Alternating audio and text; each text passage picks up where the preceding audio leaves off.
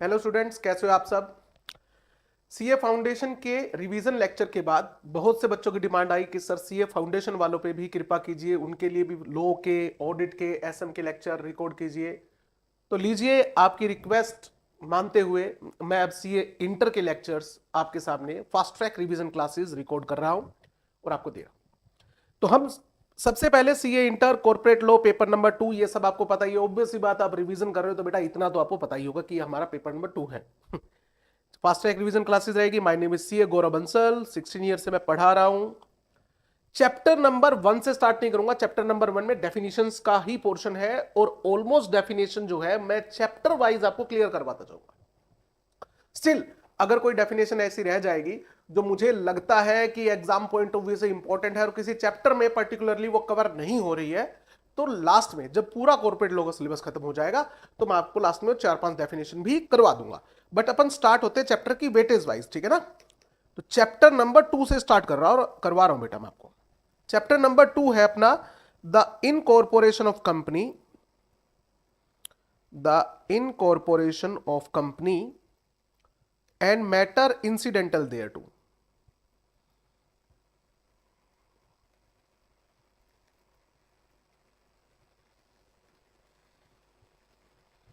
इस चैप्टर में हम सेक्शन 3 से लेके सेक्शन 22 तक के प्रोविजंस पढ़ेंगे। तो स्टार्ट करते हैं। सबसे पहले प्रमोटर की डेफिनेशन है बेटा। कंपनी बना रहे हो, प्रमोटर का नाम ना है ऐसा तो हो नहीं सकता ना। तो प्रमोटर्स कौन होते हैं? देखो, अगर मैं जनरल मीनिंग की बात करूं, प्रमोटर का मीनिंग क्या है? Meaning, promoter is the person, promoter is the person who thinks about the company very first time। Promoter is the person who thinks about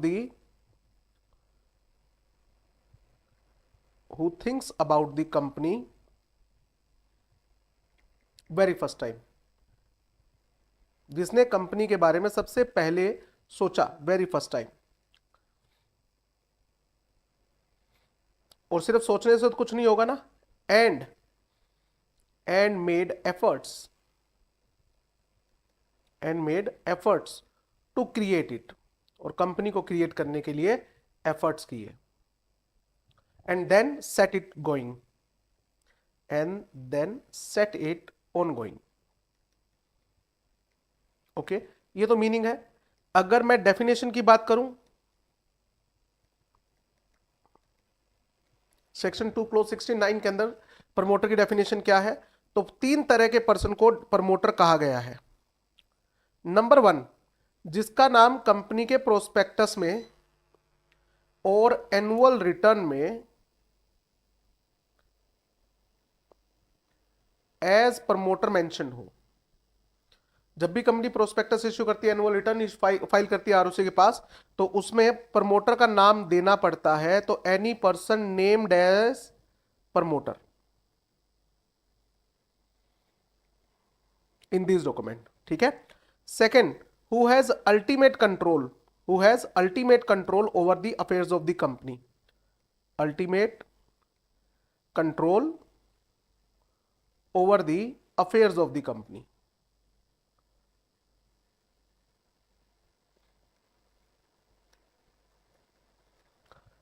अब ये पर्सन कौन हो सकता है? हो सकता है ये मेजर शेयर होल्डर हो, जिसके पास कंपनी के अच्छे खासे शेयर हो सकता है ये वो बंदा हो जिसने इनिशियली कंपनी को बनाया था और जिसको कंपनी के बिजनेस की सबसे ज्यादा नॉलेज हो, कोई भी, what ever name it is called, ठीक है। या एक ऐसा पर्सन जो बोर्ड ऑफ डायरेक्टर को भी क्या कर सकता है? डायरेक्शन दे सकता है। Person who can direct the board of directors of the company. And board of directors are accustomed to act, and board of directors are accustomed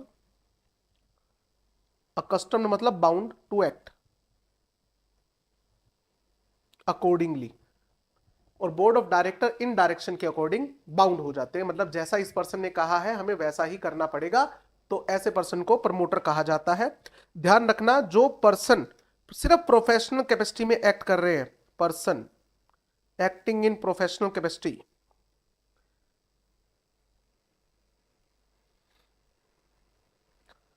are not counted are not counted या not promoter, ये promoter नहीं होते। For example आपकी company में सी है, वो board of director को direction देते हैं कि हमें फाइनेंशियल मैटर को कैसे हैंडल करना चाहिए, तो वो जो सीए है वो प्रमोटर नहीं है, वो प्रोफेशनल कैपेसिटी में एक्ट कर रहा है, ये डायरेक्शन देने के लिए वो बदले में क्या लेता है, पैसे लेता है। तो ये प्रमोटर की डेफिनेशन हुई बेटा। उसके बाद बड़ा बेसिक सा टॉपिक आता है, कंपनी कितने तरह की होती है, kinds of company. Kinds of company तो डिपेंड करता है आप किस बेस पर पूछ रहे हो, ऑन द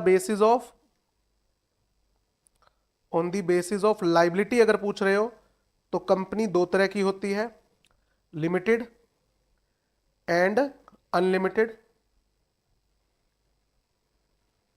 लिमिटेड में फिर फर्दर दो तरह की होती है, बाय शेयर, बाय गारंटी। उसके बाद अगर on the basis of number of members की बात करें, on the basis of number of member,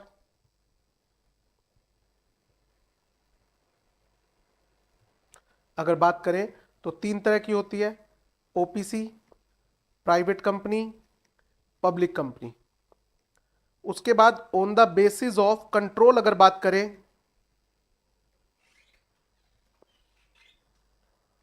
तो दो तरह की कंपनी होती है, holding and subsidiary company,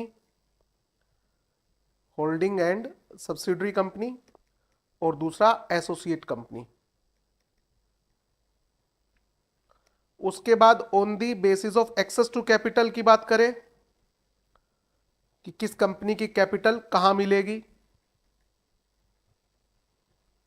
access to capital, basis of access to capital.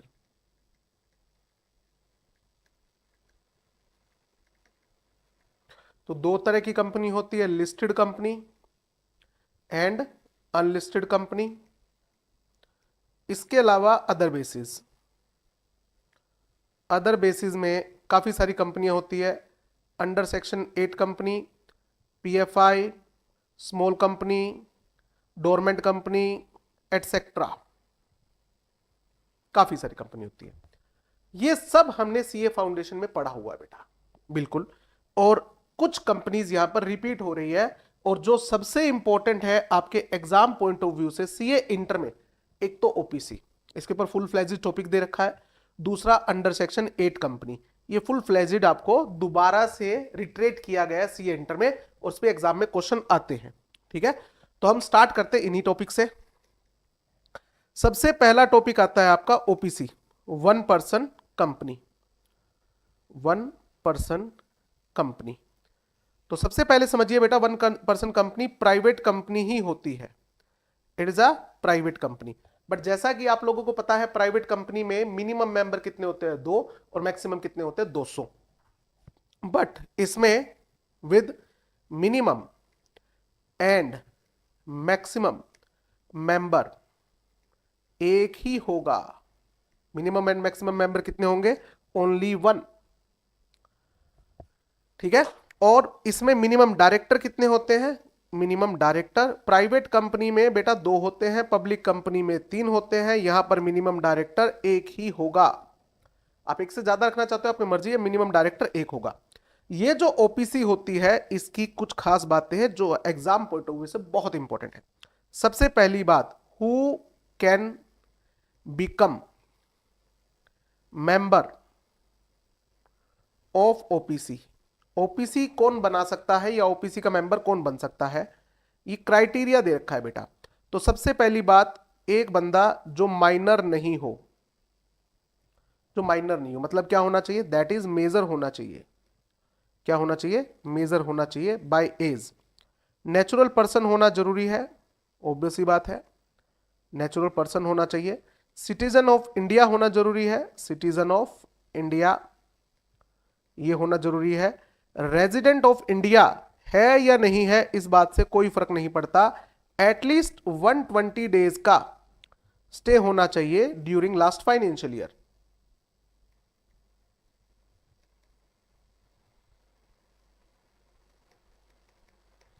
इनमें से सारी कंडीशन पूरी होनी जरूरी है बेटा, ये ध्यान रखना। एक भी कंडीशन फुलफिल नहीं हुई, आप ओबीसी के मेंबर नहीं बन सकते।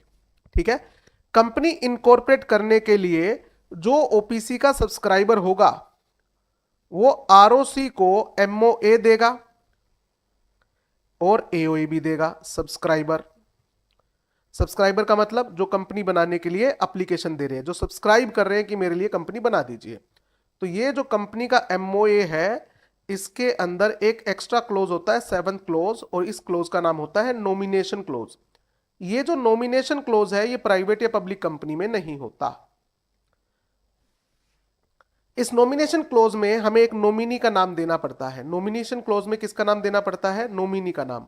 ये कौन है भाई? सर ये वो बंदा है जो मेंबर की डेथ के केस में ओपीसी का मेंबर बनेगा। नॉमिनी कौन हुआ? Nominee becomes member in the event of death or incapacity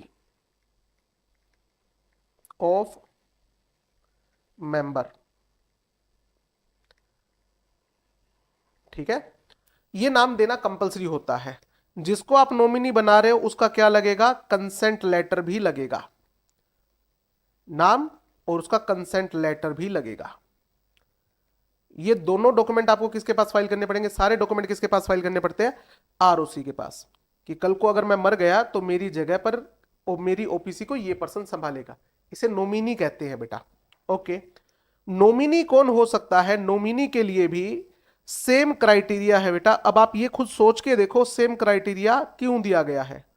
nominee, ध्यान रखना, नॉमिनी माइनर नहीं हो सकता, ये मेजर होना चाहिए।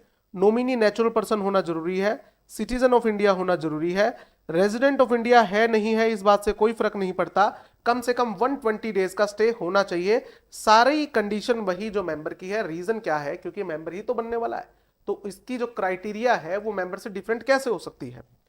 उसके बाद अगली बात जो आती है वो ये आती है, क्या नॉमिनी को चेंज किया जा सकता है? तो चेंज इन नॉमिनेशन 3 वजह से होता है। चेंज इन नॉमिनेशन जो है वो 3 वजह से होता है बेटा, 3 केसेस में होता है। सबसे पहला केस, मेंबर में चेंज नॉमिनेशन। मेंबर जब चाहे तब नॉमिनेशन क्या कर सकता है? चेंज कर सकता है। उसे लगता है जिसको मैंने नॉमिनी बना रखा है वो बंदा ठीक नहीं है, तो मेंबर क्या कर सकता है? जब चाहे तब नॉमिनेशन चेंज कर सकता है। दूसरा, नॉमिनी में विड्रॉ, नॉमिनी में विड्रॉ हिज नॉमिनेशन,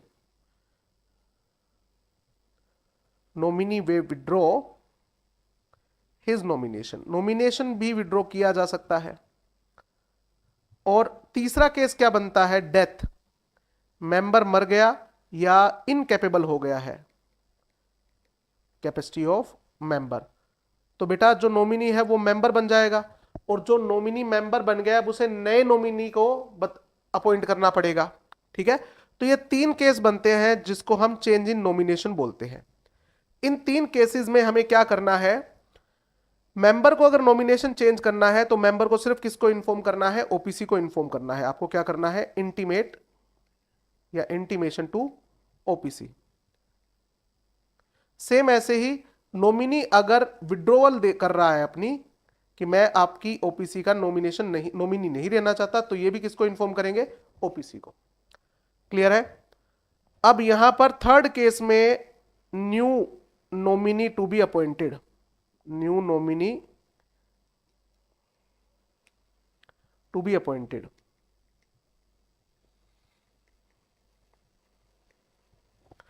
इन तीनों ही केसेस में क्या करना है? जिस दिन नॉमिनेशन विड्रॉ हुआ है, जिस दिन नॉमिनेशन विड्रॉ हुआ है, जिस दिन नॉमिनेशन चेंज हुआ है, इन तीनों ही केसेस में आपको क्या करना है? Within 30 days, with in 30 days, तीनों ही केसेस में विद इन 30 डेज ओपीसी किसको इन्फॉर्म करेगी? ओपीसी टू इन्फॉर्म आरओसी कि हमारा नॉमिनी क्या हो गया है? चेंज हो गया है, हमारे नॉमिनी ने विड्रॉल दे दिया है, हमारे मेंबर की डेथ हो गई है जिसकी वजह से नॉमिनी मेंबर बन गया है और नया नॉमिनी अब ये है। ठीक है, अगर नॉमिनी विड्रॉल करना चाहता है अपने नॉमिनेशन का कि भैया मैं जा रहा हूं, तो ऐसा नहीं हो सकता ना बेटा, आपने फिर कंसेंट पहले क्यों दी थी? तो आपको इंटीमेशन देनी पड़ती है ओपीसी को, और within 15 days new nominee appoint करना होता है। Within 15 days new nominee हमें अपॉइंट करना होता है। मैं यहां पर इसको हटा के यहां से लिखता हूं बेटा, with in 15 days new nominee हमें अपॉइंट करना होता है। ठीक है, और ध्यान रखना जब भी नया नॉमिनी अपॉइंट होगा आरओसी को यानी इंटीमेट जरूर करना है अपने को। ठीक है, ओपीसी बनाकर मैं क्या बिजनेस कर सकता हूं? Any business can be done by OPC. Business कर सकते हो, ध्यान रखना अंडर सेक्शन 8 एक्टिविटीज नहीं करनी है, ये बिजनेस में नहीं आती ना बेटा। और आप non banking financial investment activities नहीं कर सकते, non banking financial investment activity नहीं कर सकते। यानी कि जैसे कि कोई ओपीसी जो है को किसी दूसरी कंपनी के शेयर्स परचेज नहीं कर सकती। ठीक है, तो ये कुछ बेसिक सी बातें हैं। One person can be the nominee और member of one OPC only in a time. एक बार में एक पर्सन एक ही ओपीसी का नॉमिनी हो सकता है और एक ही ओपीसी का मेंबर हो सकता है। तो सर एक बात बताइए, मेरी खुद की एक ओपीसी है, तो मैं क्या किसी ओपीसी का नॉमिनी हो सकता हूं? हाँ बिल्कुल, एक ओपीसी का मेंबर हूं और एक ओपीसी का नॉमिनी हूं, बट मेरे पास में एक ही टाइम पे दो ओपीसी के नॉमिनी होने का कोई ऑप्शन नहीं है, एक ही टाइम में दो ओपीसी का मेंबर होने का भी कोई ऑप्शन नहीं है, एक एक। ठीक है, और अगर किसी पॉइंट ऑफ व्यू वजह से, किसी पॉइंट की वजह से, फॉर एग्जांपल आप जिस ओपीसी के नॉमिनी थे उस ओपीसी के मेंबर की डेथ हो गई, तो आपके नाम पे कितनी ओपीसी हो जाएगी? दो ओपीसी, क्योंकि एक तो आपकी ओपीसी थी और एक जिसके नॉमिनी थे उसके उसके मेंबर की डेथ होने की वजह से अब आप क्या बन गए?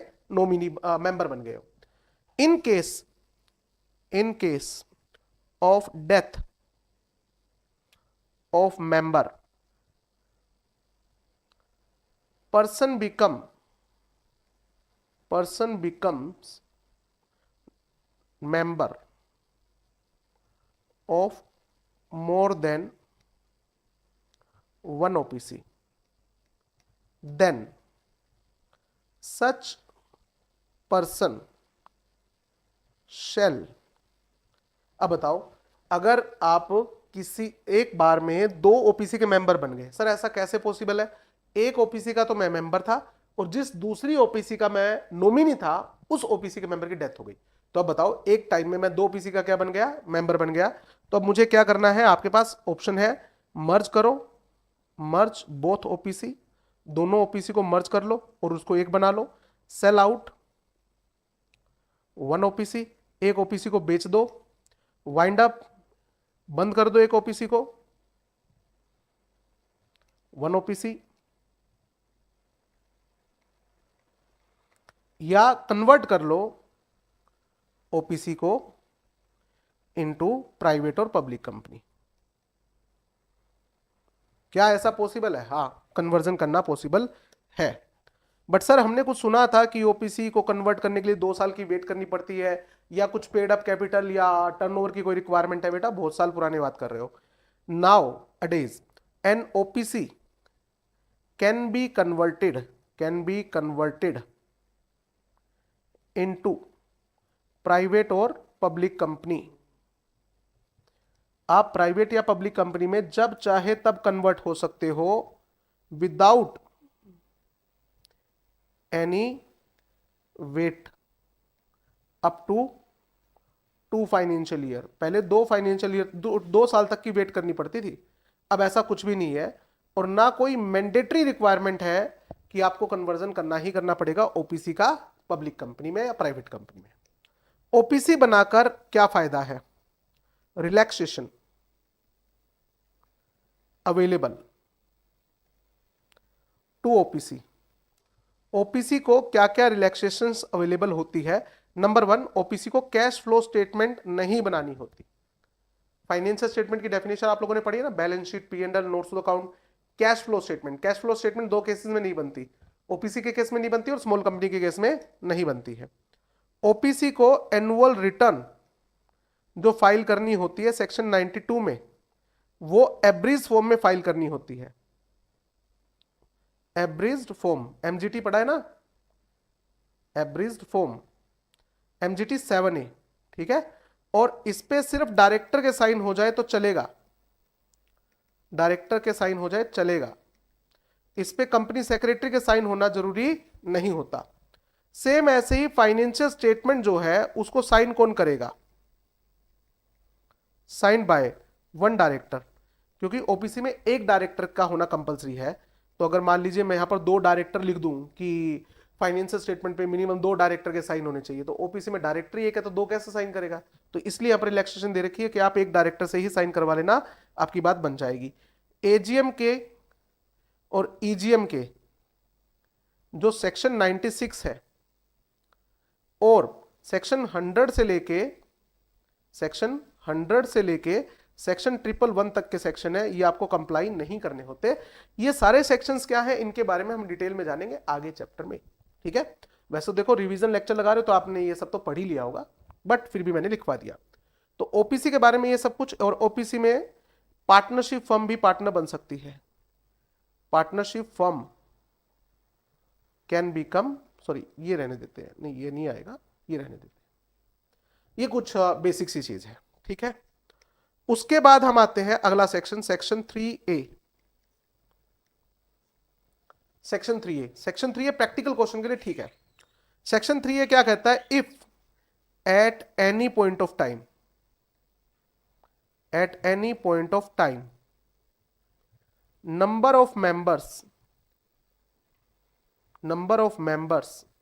Of company falls below minimum statutory limit. बताओ मिनिमम स्टैट्यूटरी लिमिट कितनी होती है बेटा? प्राइवेट कंपनी केस में 2, पब्लिक कंपनी के केस में 7। तो भैया हम आपको 6 महीने देते हैं। कितना टाइम? 6 महीने। जिस दिन आपके number of member minimum statutory limit से कम चले गए, 6 मंथ, या तो नंबर ऑफ मेंबर्स को इंक्रीज करो, increase the number of members up to statutory limit, minimum limit तक तो ले आओ। फॉर एग्जांपल आपकी एक पब्लिक कंपनी है जिसमें 10 मेंबर है, कितने होने चाहिए? 7 होने चाहिए, 10 है कोई बात नहीं, 10 में से 5 किसी वजह से मर गए, एक्सीडेंट हो गया गाड़ी का, 500 बंदे एक ही गाड़ी में थे, 5 ऑन द स्पॉट मर गए, तो अब कितने रह गए? 5 रह गए। हम ये नहीं कह रहे कि वापस 10 मेंबर करो, बट मिनिमम लिमिट 7 की है तो 7 तक तो लेके आओ। हाँ, इंक्रीज कर लिया, ओके है बेटा, कंटिन्यू। कंपनी का क्या होता है? परपेचुअल सक्सेशन होता है, मेंबर के मरने से कोई फर्क नहीं पड़ता। कंपनी का परपेचुअल सक्सेशन होता है, आप कंपनी को कंटिन्यू रखो, ओके कंटिन्यू। बट अगर आपने नंबर ऑफ मेंबर 6 महीने तक इंक्रीज नहीं किया तो आपको बिजनेस क्या कर देना चाहिए? क्लोज कर देना चाहिए, closure of business, closure of business, यानी कि कंपनी का वाइंडिंग अप खुद कर दो भैया, क्या दिक्कत है? कर दिया, ओके है, सामान लपेटो, अपने अपने घर जाओ। बट अगर आपने क्लोजर ऑफ बिजनेस नहीं किया, हाँ बेटा देखो अब गड़बड़ कर रहे हो तुम, एक्ट ने तुम्हें 6 महीने दे दिए कि हम आपको 6 महीने देते हैं, नंबर ऑफ मेंबर बढ़ा लो अपने। अगर आप नहीं बढ़ा रहे हो तो बिजनेस बंद कर लो, बिजनेस बंद नहीं कर रहे तो अब क्या होगा? ऑल रिमेनिंग मेंबर्स, जितने मेंबर बच गए हैं, all remaining members will be personally liable, यानी कि उनकी लाइबिलिटी क्या हो जाएगी? अनलिमिटेड हो जाएगी। Personally liable for the increased liability, for the increased liability in the name of company after 6 month. कौन से मेंबर? वो सभी मेंबर जो अवेयर थे, who are aware of this fact, जिसको इस बारे में पता था कि भाई हमें कंपनी बंद कर देनी चाहिए थी, बट हम कंपनी बंद नहीं कर रहे, मतलब जिनको पता है कि हम गड़बड़ कर रहे हैं, सिर्फ उनकी लाइबिलिटी अनलिमिटेड हो जाएगी। अगर कोई मेंबर ये प्रूव कर देता है कि मुझे इस कांड के बारे में कुछ नहीं पता था, तो बेटा उसके ऊपर अनलिमिटेड लाइबिलिटी नहीं आएगी।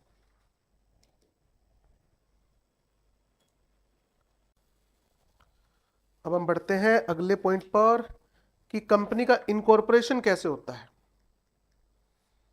काफी इंपॉर्टेंट टॉपिक है। Section 7 procedure for incorporation of company. Procedure for incorporation of company, एक कंपनी इनकॉर्पोरेट कैसे की जाती है।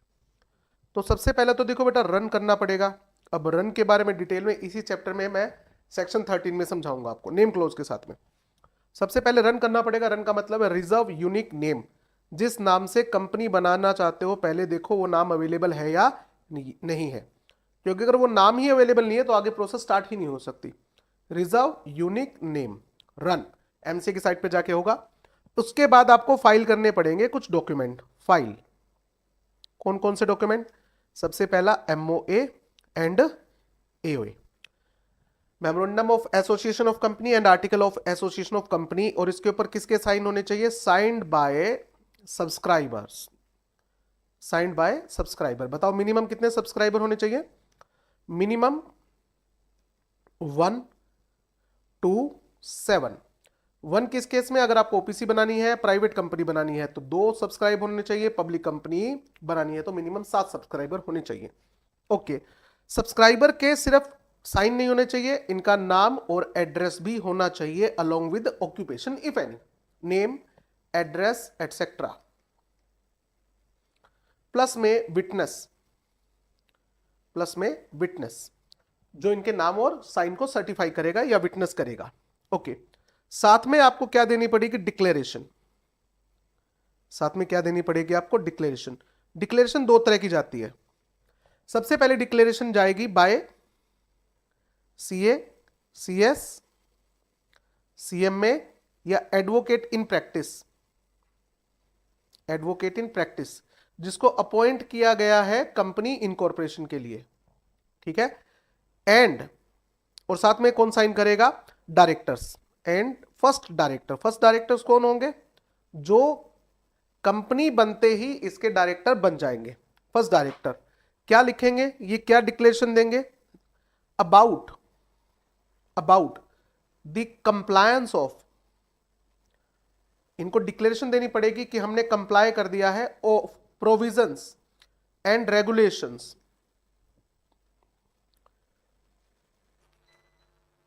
For incorporation of company. Company incorporate करने के लिए जो भी प्रोसीजर्स हैं, जो प्रोविजंस हैं, वो सब हमने कंप्लाई कर दिए हैं। साथ में ही जो सब्सक्राइबर होंगे वो एक डिक्लेरेशन और देंगे। जो सब्सक्राइबर्स होंगे, declaration bye subscribers and first directors. Subscriber and first directors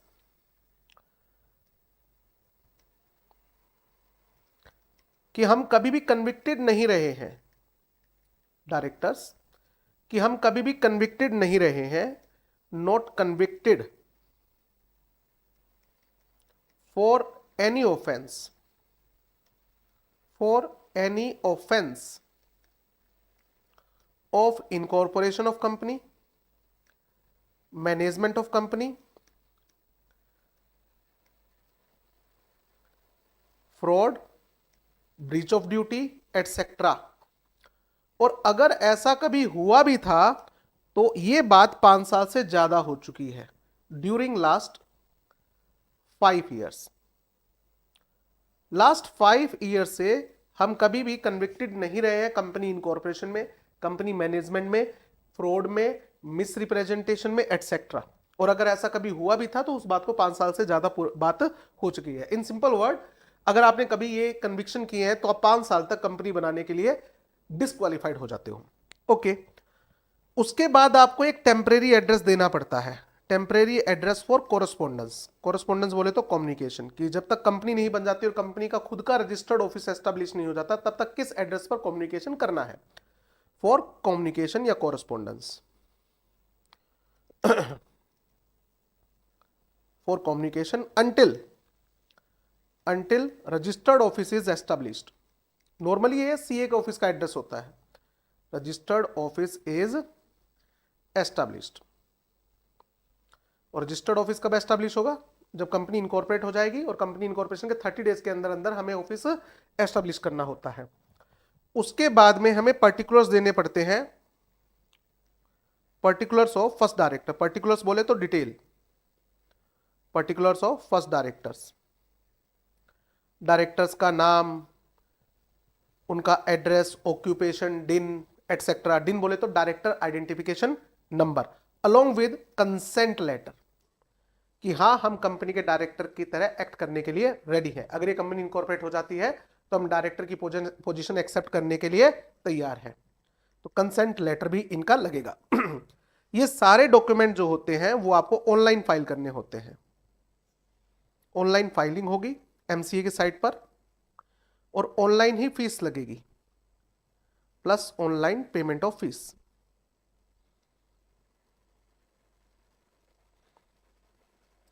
अगर कंपनी के ऑब्जेक्ट क्लोज में कोई ऐसा काम है जिस काम को परफॉर्म करने के लिए आरबीआई के अप्रूवल की जरूरत पड़ती है, सेबी के अप्रूवल की जरूरत पड़ती है, तो वो अप्रूवल की कॉपी भी यहां पर लगती है। ये सारे डॉक्यूमेंट फाइल होने के बाद कहां चले जाएंगे बेटा? ये चले जाते हैं आरओसी के पास। ये कहां चले गए? आरओसी के पास, रजिस्ट्रार ऑफ कंपनी। दो बातें होंगी, क्या ये डॉक्यूमेंट कंप्लीट है? Documents are complete and correct.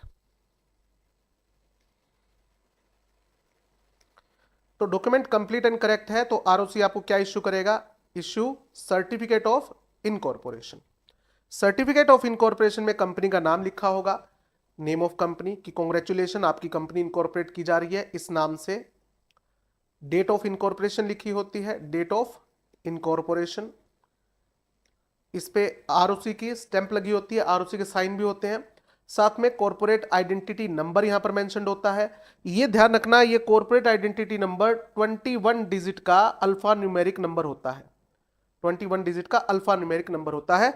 ये एमसीक्यू के लिए याद कर लेना बेटा, एग्जाम में हो सकता है एमसीक्यू आ जाए। इतनी बारीकी से एमसीक्यू पूछने का देखो चांसेस थोड़े कम होते हैं, बट स्टिल हम कर लेते हैं कि एमसीक्यू में ये आ सकता है कि सिन जो है वो कितने डिजिट का होता है। तो 21 डिजिट का होता है, अल्फा न्यूमेरिक नंबर होता है, और साथ में इसमें पेन होता है, परमानेंट अकाउंट नंबर, जो इनकम टैक्स डिपार्टमेंट अलॉट करता है बेटा। तो ये सारी चीजें सर्टिफिकेट ऑफ इनकॉर्पोरेशन मेंशन होती है। और ये कंक्लूसिव एविडेंस होता है, कंक्लूसिव एविडेंस होता है ऑफ इनकॉर्पोरेशन ऑफ कंपनी, कि आपकी कंपनी इनकॉर्पोरेट हो गई है। कंपनी इनकॉर्पोरेट होने का इफेक्ट क्या है? इफेक्ट ऑफ रजिस्ट्रेशन या इनकॉर्पोरेशन ऑफ कंपनी। क्या हो जाएगा कंपनी इनकॉर्पोरेट होने से? तो बेटा कंपनी एग्जिस्टेंस में आ जाती है। वो इससे पहले कंपनी एग्जिस्टेंस में नहीं आती है। कंपनी कम्स इनटू एग्जिस्टेंस कौन सी तारीख से? From the date mentioned in certificate of incorporation. जो सर्टिफिकेट ऑफ इनकॉर्पोरेशन में मेंशन्ड है उस डेट से कंपनी का बर्थ माना जाता है। जितने भी सब्सक्राइबर हैं, subscribers becomes member of company, subscriber become member of the company. अब ये मेंबर कहलाने लगेंगे।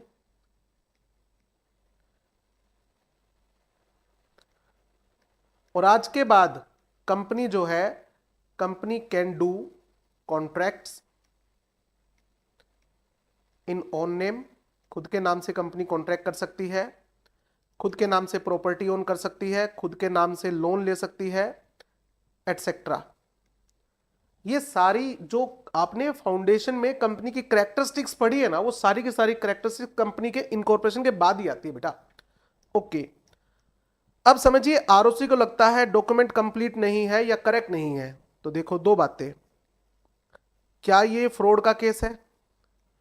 क्या ये active concealment of material fact है? फ्रॉड है, active concealment of material fact है।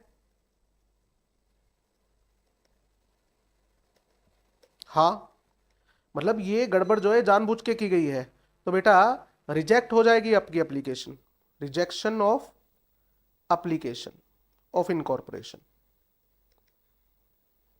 और आपके ऊपर सेक्शन 447 का चार्ज लगेगा फ्रॉड का। ठीक है, अनइंटेंशनली ये हुआ है, अनइंटेंशनल मिस्टेक,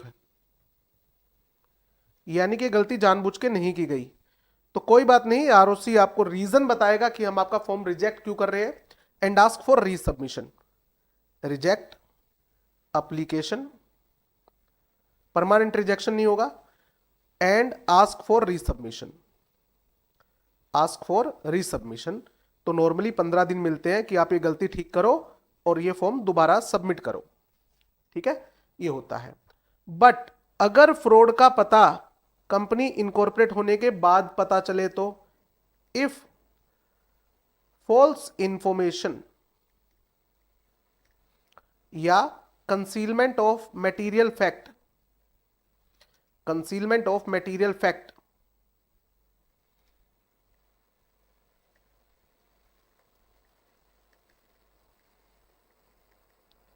आर डिटेक्टेड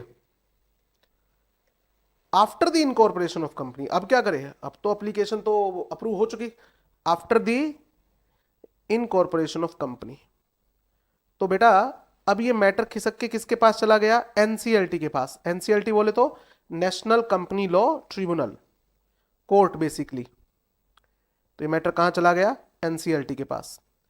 तो आपने जो गड़बड़ की है और जो गड़बड़ करके आपने कंपनी बनवा ली है, तो एनसीएलटी आपको क्या ऑर्डर देगी, एनसीएलटी आपको सबसे पहले अपॉर्चुनिटी ऑफ बीइंग हर्ड देगी टू कंपनी। ये तो प्रिंसिपल ऑफ नेचुरल जस्टिस है, कोई भी कोर्ट डिसीजन सुनाती है तो सबसे पहले क्या देनी पड़ती है, opportunity of being heard to company, और उसके बाद एनसीएलटी में पास ऑर्डर, में पास ऑर्डर क्या, टू चेंज,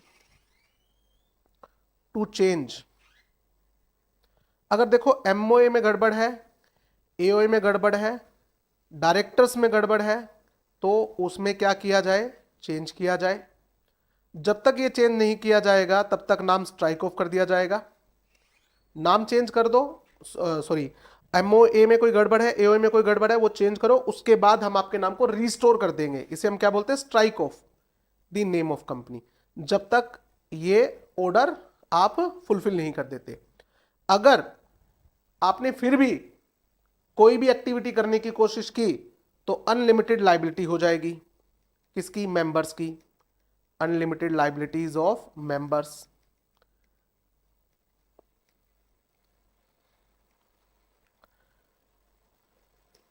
फिर भी नहीं माने, winding up of company, company को ही बंद कर देंगे। कई बच्चे समझते हैं कि नाम को स्ट्राइक ऑफ कर देना इज वाइंडिंग अप, नहीं, वाइंडिंग अप नहीं होता बेटा। नाम स्ट्राइक ऑफ करने का मतलब है कि अगर आप ये ऑर्डर फुलफिल कर देते हो तो हम आपका नाम रिस्टोर ही कर देंगे। वाइंड अप का मतलब होता है सारी एसेट वगैरह बेच के सब पूरी कंपनी को ही खत्म कर देना।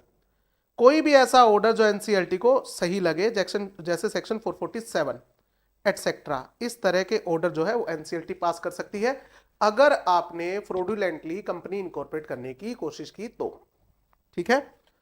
उसके बाद हम आते हैं, ये सारे डॉक्यूमेंट जो है जो आपने ऑनलाइन फाइल किए हैं, ऑनलाइन, तो ये तो सॉफ्ट कॉपी में फाइल हुए होंगे ना, तो इनकी हार्ड कॉपी का क्या करना है, ऑनलाइन फाइलिंग। तो ये सारे डॉक्यूमेंट क्या करने हैं, मेंटेन करने हैं, maintain all documents at registered office, at registered office permanently, जब तक कंपनी का वाइंडिंग अप नहीं हो जाता, परमानेंटली। ये ध्यान रखना। नॉर्मली कंपनी को अपने डॉक्यूमेंट 8 साल तक संभाल के रखने होते हैं, बट कुछ डॉक्यूमेंट ऐसे होते हैं जो कंपनी को परमानेंटली संभाल के रखने होते हैं, जिसमें से कुछ डॉक्यूमेंट तो यही है जिसके बेस पे कंपनी का इनकॉर्पोरेशन हुआ है, रजिस्टर ऑफ मेंबर है, कंपनी की मिन्यूट है मीटिंग की, एटसेट्रा, ये सब चीजें, ठीक है। तो ये टॉपिक अपना कंप्लीट हो गया है। अब हम आगे बढ़ते हैं अंडर सेक्शन 8 कंपनी की तरफ। अब बढ़ते हैं नए टॉपिक की तरफ। अगला टॉपिक है under section 8 company. Important topic है, फाउंडेशन में भी पढ़ा था, इंटर में भी है। अंडर सेक्शन 8 कंपनी के और भी कई नाम है, जैसे NGO company, NPO company, charitable company या लाइसेंस्ड कंपनी। इस केस में क्या होता है, आपको एक कंपनी बनानी है, उस कंपनी के एमओए के ऑब्जेक्ट क्लोज में आपको मेंशन करना पड़ता है कि आपका पर्पस क्या है। और पर्पस हमारा कोई बिजनेस करना नहीं होता, हमारा पर्पस होता है प्रमोशन या development of trade, commerce, arts science, health, education etcetera. सारे पर्पज लिखने की जरूरत नहीं है, जो पर्पज आप करना चाहते हो। फॉर एग्जांपल आपको लगता है कि मुझे गरीब बच्चों के इलाज फ्री में करवाना है कंपनी बनाकर, तो प्रमोशन ऑफ हेल्थ। आपको लगता है गरीब बच्चों को फ्री में पढ़ाना है, तो प्रमोशन ऑफ एजुकेशन। कुछ भी आप कर सकते हो। साथ में अब देखो वही बात बेटा, ये आप तो फ्री में करोगे ये काम, बट फ्री में करोगे पैसा तो चाहिए ना। आप फ्री में करोगे बट खर्चा तो लगेगा, तो पैसा कहां से आएगा सर? डोनेशन से। डोनेशन से, चैरिटी से पैसा यहां से आएगा। और मान लीजिए डोनेशन और चैरिटी आ गई 10 करोड़ की, बट खर्चा हुआ 8 करोड़ का, तो 2 करोड़ बच गया, उसका क्या होगा? तो नॉर्मली क्या होता है, जब किसी कंपनी को इनकम आती है 10 करोड़ की, वो खर्चा होता है 8 करोड़ का, तो 2 करोड़ बच गए। तो 2 करोड़ जो है वो मेंबर आपस में डिविडेंड दे सकते हैं ना, मेंबर को डिविडेंड दिया जा सकता है। बट यहां पर जो पैसा आपको दिया गया है वो गरीब बच्चों पर खर्च करने के लिए दिया गया है। तो आपको क्लियरली ये लिखना पड़ेगा अपने आर्टिकल ऑफ एसोसिएशन में कि हमारी कंपनी डिविडेंड डिस्ट्रीब्यूशन नहीं करेगी, डिविडेंड डिस्ट्रीब्यूशन नहीं करेगी।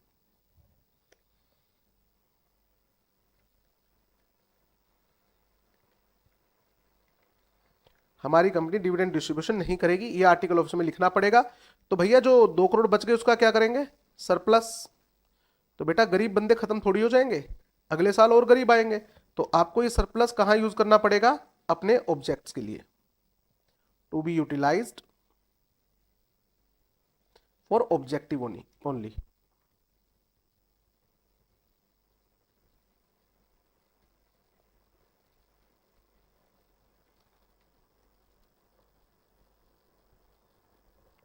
ये जो आपके सामने ये चीजें लिखी गई है ना, एमओए में लिखा होना चाहिए, एओ में लिखा होना चाहिए, इसे कहते हैं कंडीशंस। ये है कंडीशंस अंडर सेक्शन 8।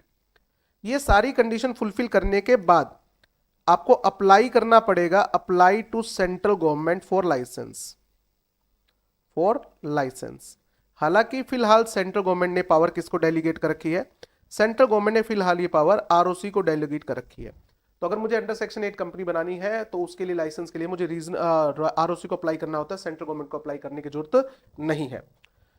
ये लाइसेंस अप्लाई होने के बाद आपके नाम में name of company, name of such company, under section 8 company, आपके नाम में लिमिटेड या प्राइवेट लिमिटेड वर्ड हट जाएगा, क्योंकि अब आप एक पब्लिक या प्राइवेट कंपनी नहीं हो, आपकी कैटेगरी अलग हो गई है।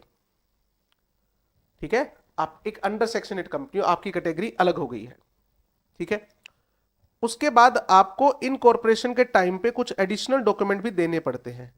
इन कॉर्पोरेशन के टाइम पे एडिशनल डॉक्यूमेंट भी देने पड़ते हैं, additional document at the time of incorporation, at the time of incorporation. MOA, AOA तो देना ही देना है, एडिशनल डॉक्यूमेंट भी देना पड़ेगा। नेक्स्ट थ्री फाइनेंशियल ईयर में आपकी इनकम क्या होगी, कितनी होगी, उसका सोर्स क्या होगा, ये पैसा आएगा कहां से, मतलब चैरिटी से कितना आ जाएगा, मेंबर सब्सक्रिप्शन से कितना आ जाएगा, ये पैसा आप खर्च कहां करोगे और कितना करोगे, किस पर्पस के लिए कितना पैसा खर्च करोगे और ये पैसा कितना खर्च करोगे, ये सारी बातें इसमें मेंशन करनी होती है। क्लियर है? अगर आपने किसी भी पॉइंट ऑफ टाइम पे if such company fails to comply with condition, यानी कि आपने बिजनेस करना शुरू कर दिया, आपने डिविडेंड डिस्ट्रीब्यूशन करना शुरू कर दिया, या आप पब्लिक इंटरेस्ट में काम नहीं कर रहे, और not acting in public interest, तो बेटा आपका लाइसेंस छीन सकता है। तो आपका लाइसेंस छीना जा सकता है। सेंट्रल गवर्नमेंट, हालांकि फिलहाल सेंट्रल गवर्नमेंट ने लाइसेंस छीनने की पावर किसको डेलीगेट कर रखी है? रीजनल डायरेक्टर को। लाइसेंस इश्यू करने की पावर आरओसी के पास, लाइसेंस छीनने की पावर किसके पास है? रीजनल डायरेक्टर के पास। तो रीजनल डायरेक्टर क्या करेगा? रीजनल डायरेक्टर सबसे पहले अपॉर्चुनिटी ऑफ बीइंग हर्ड देगा टू सच कंपनी। देखो बेटा, कभी भी कोई फैसला सुनाना हो, अपॉर्चुनिटी बीइंग हर्ड तो देनी चाहिए ना, सफाई का एक मौका। और उसके बाद ऑर्डर दे सकते हैं वाइंडिंग अप का, किस कंपनी को बंद करो। वाइंडिंग अप के टाइम पे जो सरप्लस बचेगा वो मेंबर्स में नहीं बांटा जाएगा, वो डोनेट कर दिया जाएगा, डोनेटेड या given to similar under section 8 company, similar under section 8 company, और इंसॉल्वेंसी एंड बैंक्रप्सी फंड में फाइल कर सकते दे सकते हैं, और डिपॉजिट कर देंगे इंसॉल्वेंसी एंड बैंक्रप्सी फंड, यहां पर भी ये गवर्नमेंट का फंड है, यहां जमा करवा देंगे। अगर सिमिलर कंपनी नहीं मिली तो यहां गवर्नमेंट के खाते में जमा करवा देंगे, बट मेंबर्स को नहीं बांटेंगे। अमलगमेशन का ऑर्डर दिया जा सकता है, amalgamation with similar company, with similar company. अगर आपसे ये काम नहीं हो रहा है तो जो कंपनी ये काम कर रही है उसके साथ आपको मर्ज कर दिया जाएगा, या आपको कन्वर्ट कर दिया जाएगा नॉर्मल कंपनी में, convert in normal company. Okay, अगला टॉपिक ये उठता है कि क्या अंडर सेक्शन 8 कंपनी का कन्वर्जन हो सकता है, कन्वर्जन इनटू प्राइवेट और पब्लिक कंपनी। हाँ बेटा, ये टॉपिक बहुत इंपॉर्टेंट है, मोस्ट इंपॉर्टेंट मानता हूं, क्योंकि ऊपर वाला सारा टॉपिक आपने सीए फाउंडेशन में भी पढ़ा हुआ है, बट ये टॉपिक न्यूली इंसर्ट हुआ है आपके सीए इंटर में। हालांकि अब तो काय का नया रहेगा, 2 साल हो गए इसको आए हुए, बट स्टिल इस पे क्वेश्चन बहुत अभी तक पूछा नहीं गया है, तो एग्जामिनर जो है कभी भी इस पे क्वेश्चन पूछ सकता है, और 5 या 6 नंबर का फुल फ्लेजिड क्वेश्चन बनेगा। तो क्या एक अंडर सेक्शन 8 कंपनी को कन्वर्ट किया जा सकता है प्राइवेट या पब्लिक में? तो इसका प्रोसीजर है, सबसे पहले आपको स्पेशल रिजोल्यूशन पास करना पड़ेगा। बेटा, स्पेशल रिजोल्यूशन पास करने के लिए जो नोटिस जाएगा, नोटिस ऑफ जनरल मीटिंग, जो मेंबर्स को भेजेंगे, उसके साथ में क्या जाती है? एक्सप्लेनेटरी स्टेटमेंट जाती है बेटा, याद है ना? स्पेशल बिजनेस के केस में क्या जाती है? Explanatory statement. अगर आपको याद नहीं तो कोई बात नहीं, जनरल मीटिंग चैप्टर तक वेट कर लीजिए, आपके सामने आ जाएगी एक्सप्लेनेटरी स्टेटमेंट क्या चीज होती है। इसमें आपको एक्सप्लेन करना पड़ेगा रीजन फॉर कन्वर्जन, मेंबर्स को बताना पड़ेगा रीजन फॉर कन्वर्जन, हम ये कन्वर्जन क्यों कर रहे हैं। ओके, ये भी ठीक है।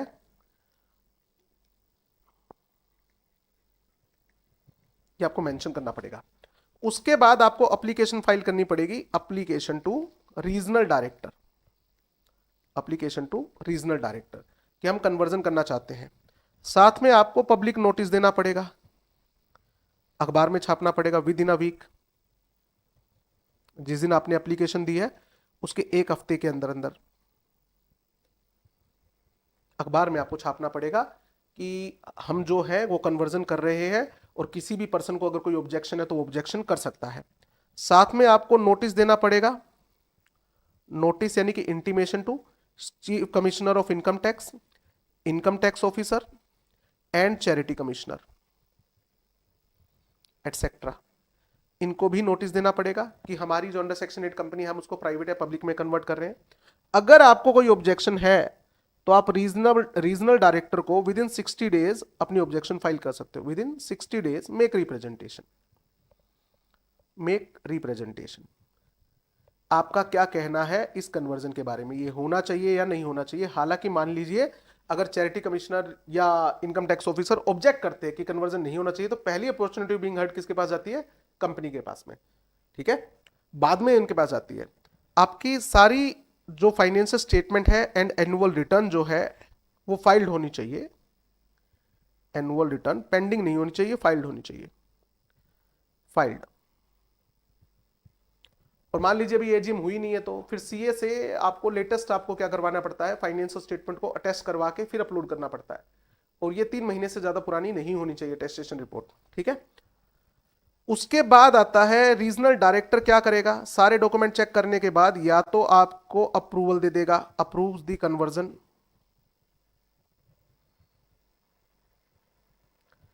या फिर वो आपकी एप्लीकेशन को क्या कर देगा? रिजेक्ट कर देगा, रिजेक्ट्स द एप्लीकेशन। अगर आपकी एप्लीकेशन को रिजेक्ट किया गया है तो अपॉर्चुनिटी ऑफ बीइंग हर्ड देना जरूरी है कि हम आपकी एप्लीकेशन को रिजेक्ट क्या कर रहे हैं, क्या कमी रहेगी, ताकि आप उस कमी को दूर करके दोबारा फाइलिंग कर सको। अगर आपका कन्वर्जन अप्रूव हो गया तो अब आपको स्पेशल रिजोल्यूशन पास करवाना है मेंबर से, और अमेंड करना है एमओए को, अपना ऑब्जेक्ट क्लोज चेंज कर लो, नेम क्लोज चेंज कर लो। आपको अमेंड करना है आर्टिकल ऑफ एसोसिएशन को कि अब हम डिविडेंड डिस्ट्रीब्यूशन कर सकते हैं, और अगर हमारे पास कुछ भी सरप्लस बचता है तो हम उसको अपने बिजनेस के लिए यूज कर सकते हैं। ये डॉक्यूमेंट आपको किसके पास फाइल करना है? आरओसी के पास। ये डॉक्यूमेंट आपको किसके पास फाइल करना है? आरओसी के पास।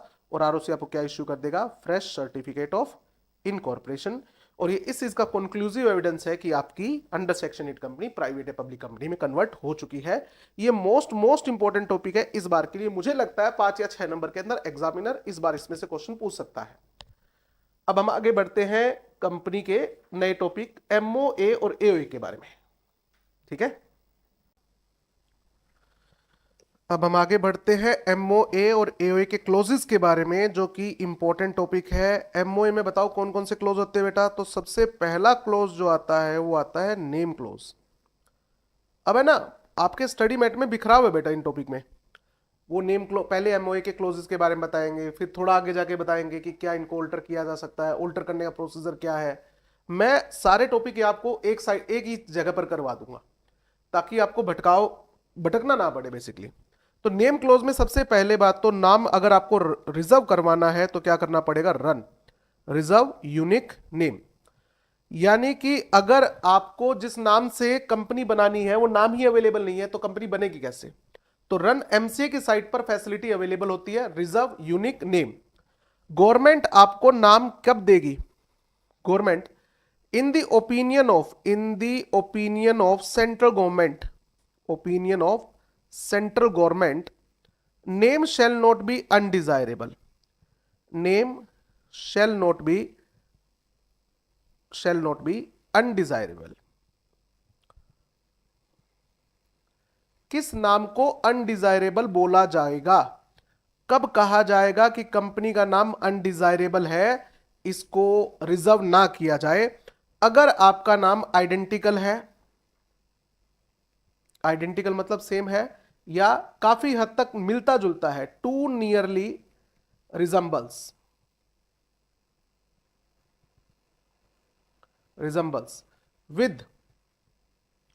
with the name of existing company,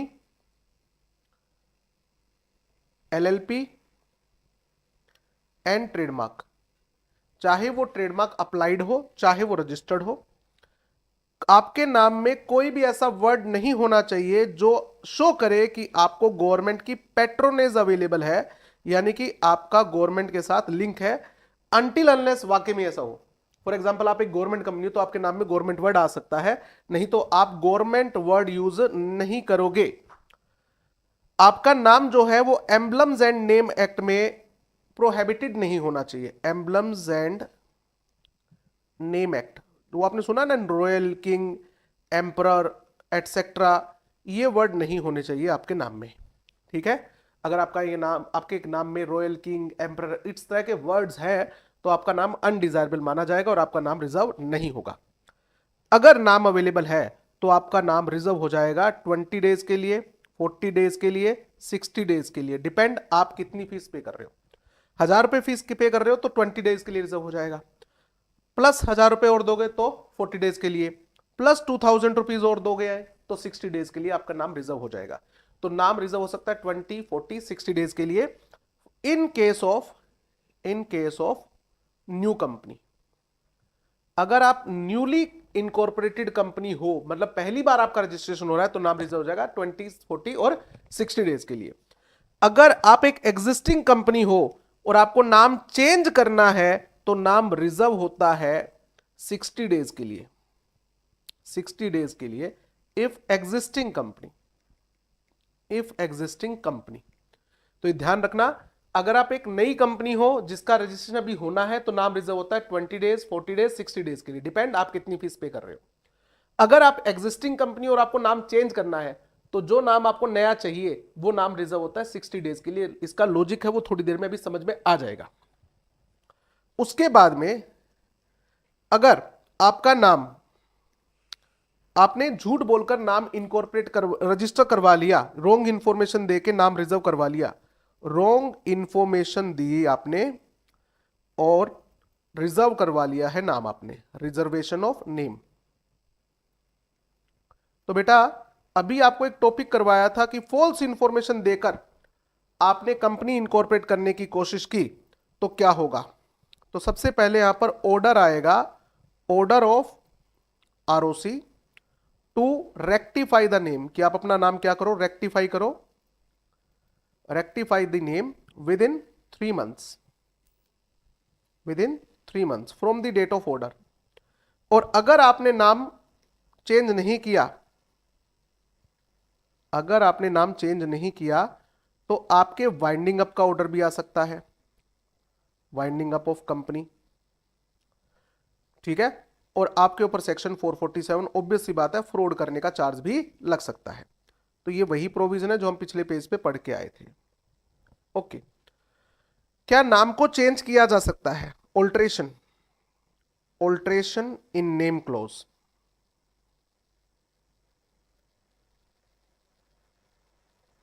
हाँ, ये एक इंपॉर्टेंट टॉपिक है प्रैक्टिकल क्वेश्चन के हिसाब से, बहुत इंपॉर्टेंट क्वेश्चन है बेटा, कि क्या एक कंपनी बाद में अपना नाम चेंज कर सकती है? तो इसके मैं 2 केस बनाता हूं बेटा, मैं इसके 2 केसेस बनाता हूं हमेशा।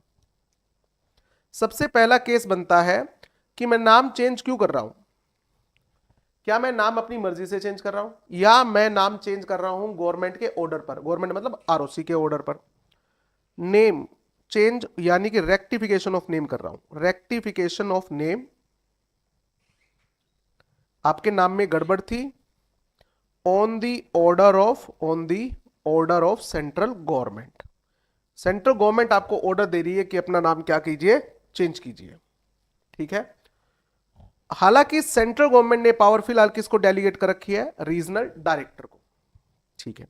अगर आपका नाम किसी एग्जिस्टिंग कंपनी का नाम अलॉट हो गया है, ट्रेडमार्क का अलॉट हो गया है, जो कि नहीं होना चाहिए था, बट किसी तरीके से अगर आपको नाम अलॉट हो गया, आपने आरओसी को रिश्वत खिलाई थी या आरओसी से मिस्टेक होगी, आपको ऐसा नाम मिल गया है, तो यहां पर रीजनल डायरेक्टर क्या करेगा? आपको ऑर्डर इश्यू करेगा कि अपना नाम क्या करो, रेक्टिफाई करो। और जिस दिन ऑर्डर आया है रीजनल डायरेक्टर का, उसके 3 महीने के अंदर अंदर, विद इन 3 मंथ्स आपको नाम क्या करना पड़ेगा?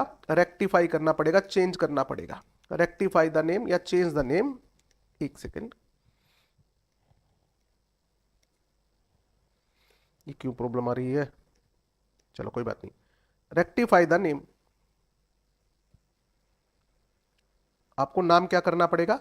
रेक्टिफाई करना पड़ेगा by passing OR, by passing ordinary resolution. Ordinary resolution, OR pass करो और नाम को क्या करो? रेक्टिफाई करो, ठीक है। नाम रेक्टिफाई करने के बाद with in 15 days, with in 15 days आपको इंटीमेट करना है आरओसी को, इंटीमेशन टू आरओसी कि हमने अपना नाम चेंज कर लिया है। और आरओसी सारे डॉक्यूमेंट चेक करने के बाद आपको क्या इश्यू करेगा? Fresh certificate of incorporation issue कर देगा, फ्रेश सर्टिफिकेट ऑफ इनकॉर्पोरेशन। ये इस बात का कंक्लूसिव एविडेंस है कि आपका नाम चेंज हो गया है। सर कोई ऑर्डर नहीं आया, मैं अपनी मर्जी से अपना नाम क्या कर रहा हूं? चेंज कर रहा हूं, ठीक है। तो यहां पर क्या करना पड़ेगा? एसआर पास करना पड़ेगा, स्पेशल रिजोल्यूशन पास करना पड़ेगा, आपको अप्रूवल लेनी पड़ेगी आरओसी की, अप्रूवल ऑफ आरओसी, ठीक है। हालांकि अगर कन्वर्जन का केस है, एक प्राइवेट कंपनी पब्लिक में कन्वर्ट हो रही है, पब्लिक प्राइवेट में कन्वर्ट हो रही है, यानी कि अप्रूवल ऑफ आरओसी बेसिकली बेटा रन की बात कर रहा है, आपको रन करना पड़ेगा दोबारा। आपको दोबारा रन करने की जरूरत नहीं है अगर कन्वर्जन का केस है। अगर आपकी कंपनी प्राइवेट से पब्लिक में कन्वर्ट हो रही है, पब्लिक से प्राइवेट में कन्वर्ट हो रही है, तो आपके नाम में या तो प्राइवेट वर्ड इंसर्ट होगा या रिमूव होगा। इस केस में कंपनी का जो मेन नाम है वो तो चेंज हो ही नहीं रहा, तो उस केस में रन करने की जरूरत नहीं है बेटा। और एसआर पास करना पड़ेगा। देखो ऑर्डर आए तो आरओसी, अगर रीजनल डायरेक्टर का ऑर्डर आया है तो ओआर पास करना पड़ता है। आप अपनी मर्जी से अपना नाम चेंज कर रहे हो तो आपको क्या करना होगा? एसआर पास करना पड़ेगा और आपको इन्फॉर्म करना है आरओसी को, इंटीमेशन टू आरओसी। और आरओसी क्या करेगा? आपको fresh certificate of incorporation issue कर देगा। ये इस बात का कंक्लूसिव एविडेंस है कि आपकी कंपनी का नाम चेंज हो गया है। तो ये 2 सिचुएशन बनती है, एक नाम में रेक्टिफिकेशन और एक कोई ऑर्डर नहीं आया है, हम अपनी मर्जी से अपना नाम चेंज कर रहे हैं। तो 2 सिचुएशन है, ये ध्यान रखना बेटा। एक सिचुएशन में ओआर पास होगा, एक सिचुएशन में एसआर पास होगा। एमसीक्यू में बच के रहना इस क्वेश्चन से, एग्जामिनर आपको ट्रैप कर सकता है, ठीक है। ये बात क्लियर हो गई है? ओके, ये ध्यान रखना कि अगर आपकी कंपनी का नाम, यहीं पर मैं लिखता हूं स्पेशल नोट, कोई एग्जिस्टिंग कंपनी है या एलएलपी है जिसका नाम आपने यूज कर लिया है, जिसका नाम यूज कर लिया है, तो ये रीजनल डायरेक्टर के पास जाएंगे और एप्लीकेशन फाइल करेंगे, application to regional director to order the company to rectify the name.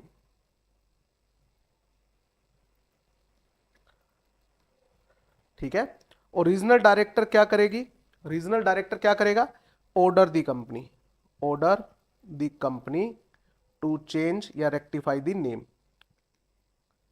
कि नाम को क्या करो, रेक्टिफाई करो।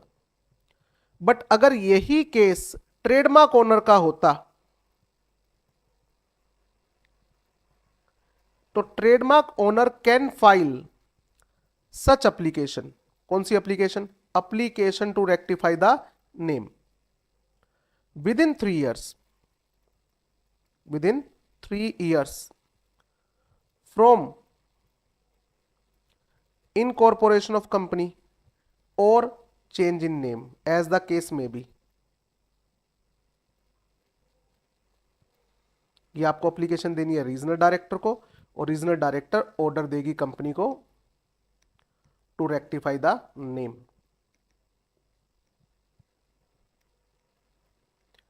ध्यान रखना, अगर आपकी कंपनी को बने हुए 3 साल से ज्यादा हो चुके हैं तो ट्रेडमार्क ओनर एप्लीकेशन लेके नहीं जा सकता, आपको आना है तो 3 साल के अंदर आना है। सर कंपनी को बने हुए तो 10 साल हो गए, अभी उन्होंने कुछ साल पहले नाम चेंज किया, और वो जो नाम चेंज किया ना वो मेरे ट्रेडमार्क से मिलता जुलता है, तो फिर जिस दिन नाम चेंज हुआ है उसके 3 साल के अंदर अंदर, ठीक है ना, तो ये ध्यान रखना है।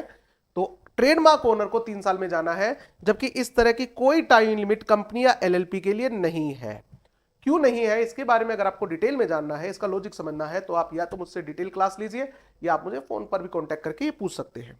ठीक है, तो नाम से रिलेटेड जो भी प्रोविजन था मैंने आपको ये करवा दिया, और मैं इसको मोस्ट इंपॉर्टेंट टॉपिक मानता हूं रेक्टिफिकेशन और ऑल्ट्रेशन वाले टॉपिक को प्रैक्टिकल क्वेश्चन के लिए। ठीक है, ओके, आगे आते हैं हम। सेकेंड क्लोज जो आपका होता है वो होता है सिचुएशन क्लोज। सिचुएशन क्लोज, इसमें सिर्फ और सिर्फ स्टेट का नाम मेंशन होता है, only state name is mentioned, only state name is mentioned, full address नहीं होता।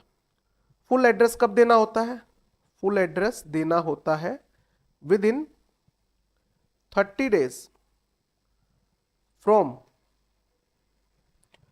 The incorporation of company, company incorporation के 30 दिन के अंदर अंदर।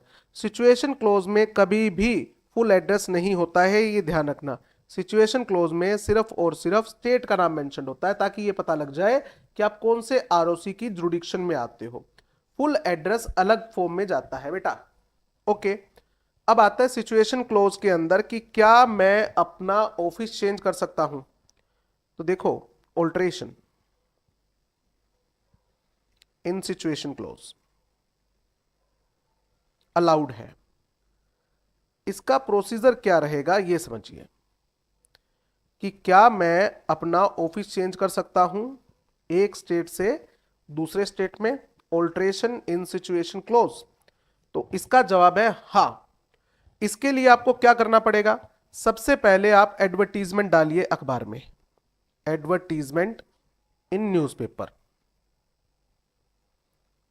न्यूज़पेपर कौन से, 2, एक वर्नाकुलर न्यूज़पेपर जिसको हम लोकल बोलेंगे जहां पर आपका रजिस्टर्ड ऑफिस सिचुएटेड है, और एक इंग्लिश न्यूज़पेपर।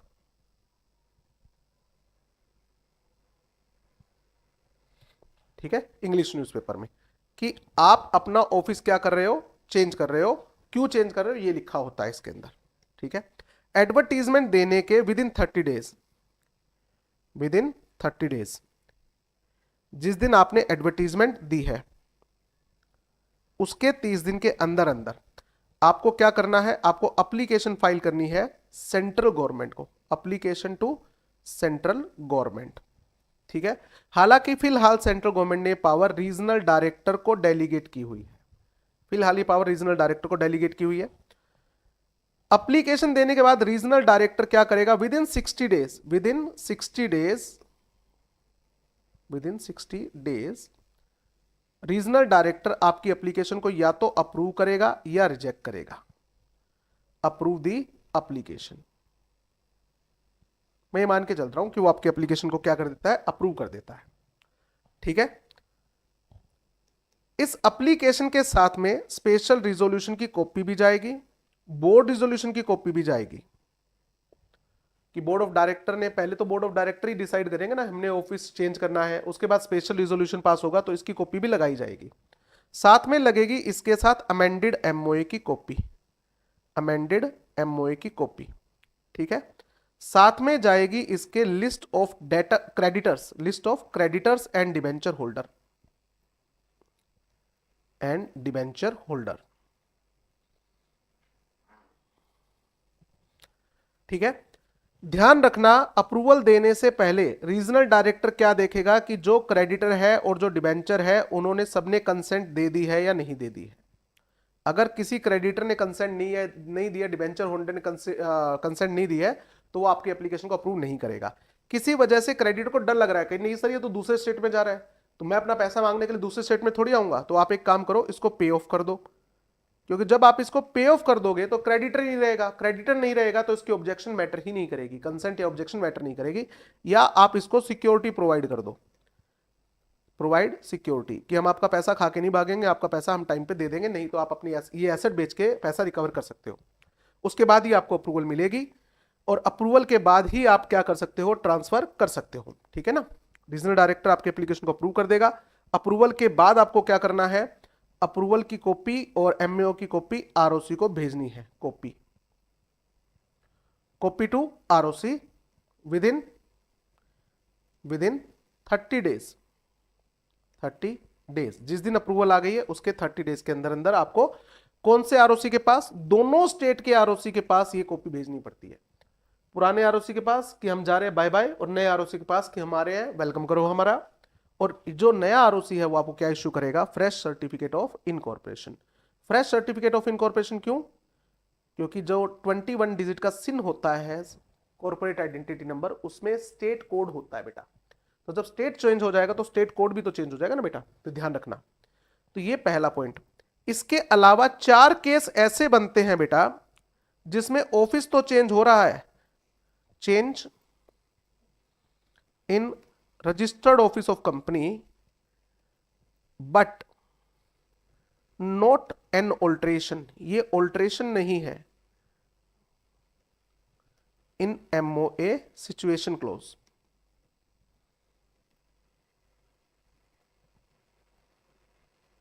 ये 4 केस कौन से हैं बेटा?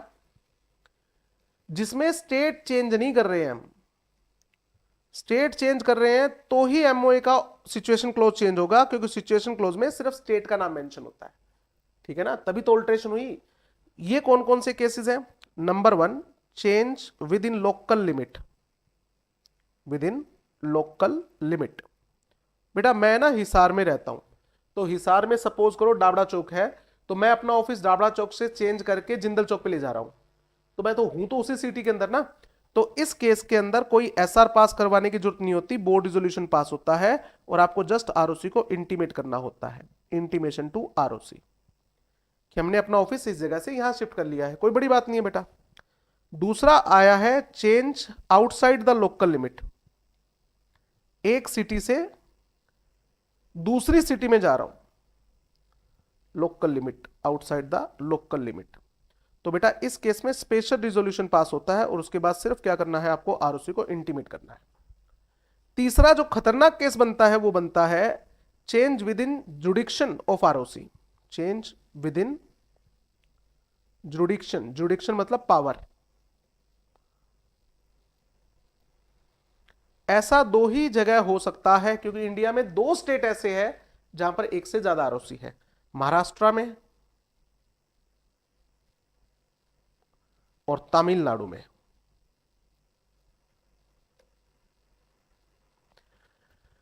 जैसे चेन्नई और कोयम्बटूर के आरओसी अलग अलग हैं। चेन्नई और कोयम्बटूर दोनों ही कहाँ आते हैं, तमिलनाडु में, बट दोनों के आरओसी अलग अलग है। महाराष्ट्र में पुणे और मुंबई का आरओसी अलग अलग है, दोनों ही कहाँ आती है सिटी, महाराष्ट्र में आती है, बट दोनों का आरओसी क्या है, अलग है।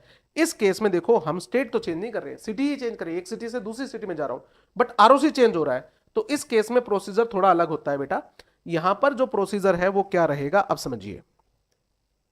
ये दो स्टेट के नाम याद कर लेना, एग्जामिनर यहां पर आपको ट्रैप कर सकता है, महाराष्ट्र और तमिलनाडु दो ही केस है, ठीक है।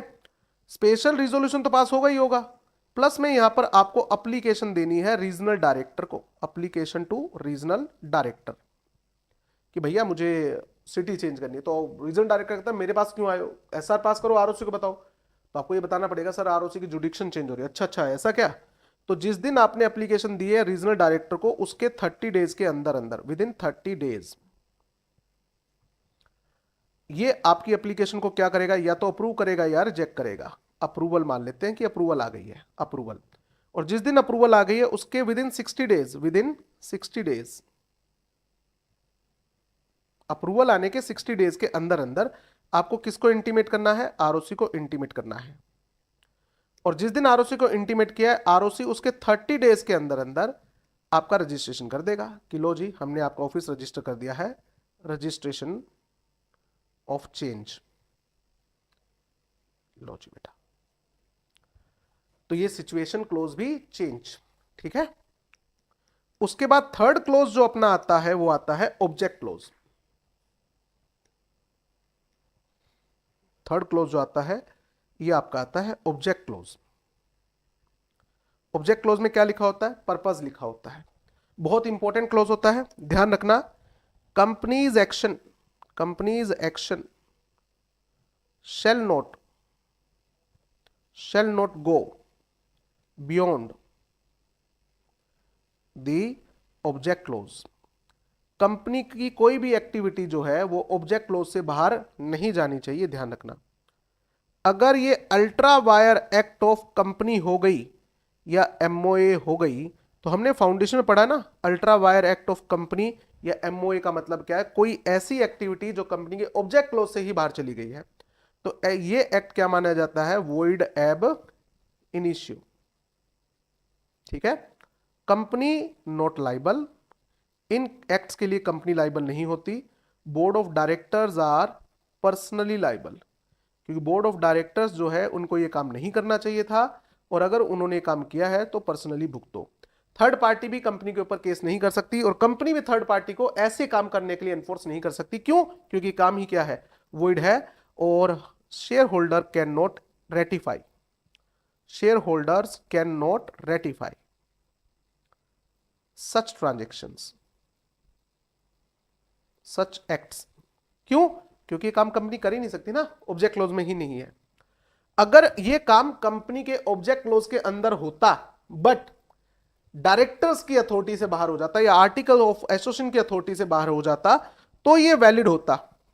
If ultra wire act of directors, ये अलग है, फाउंडेशन में पढ़ा है ना, या आर्टिकल ऑफ एसोसिएशन होता तो फिर तो ये वैलिड होता सर, फिर ये एक्ट क्या हो जाते, वैलिड हो जाते।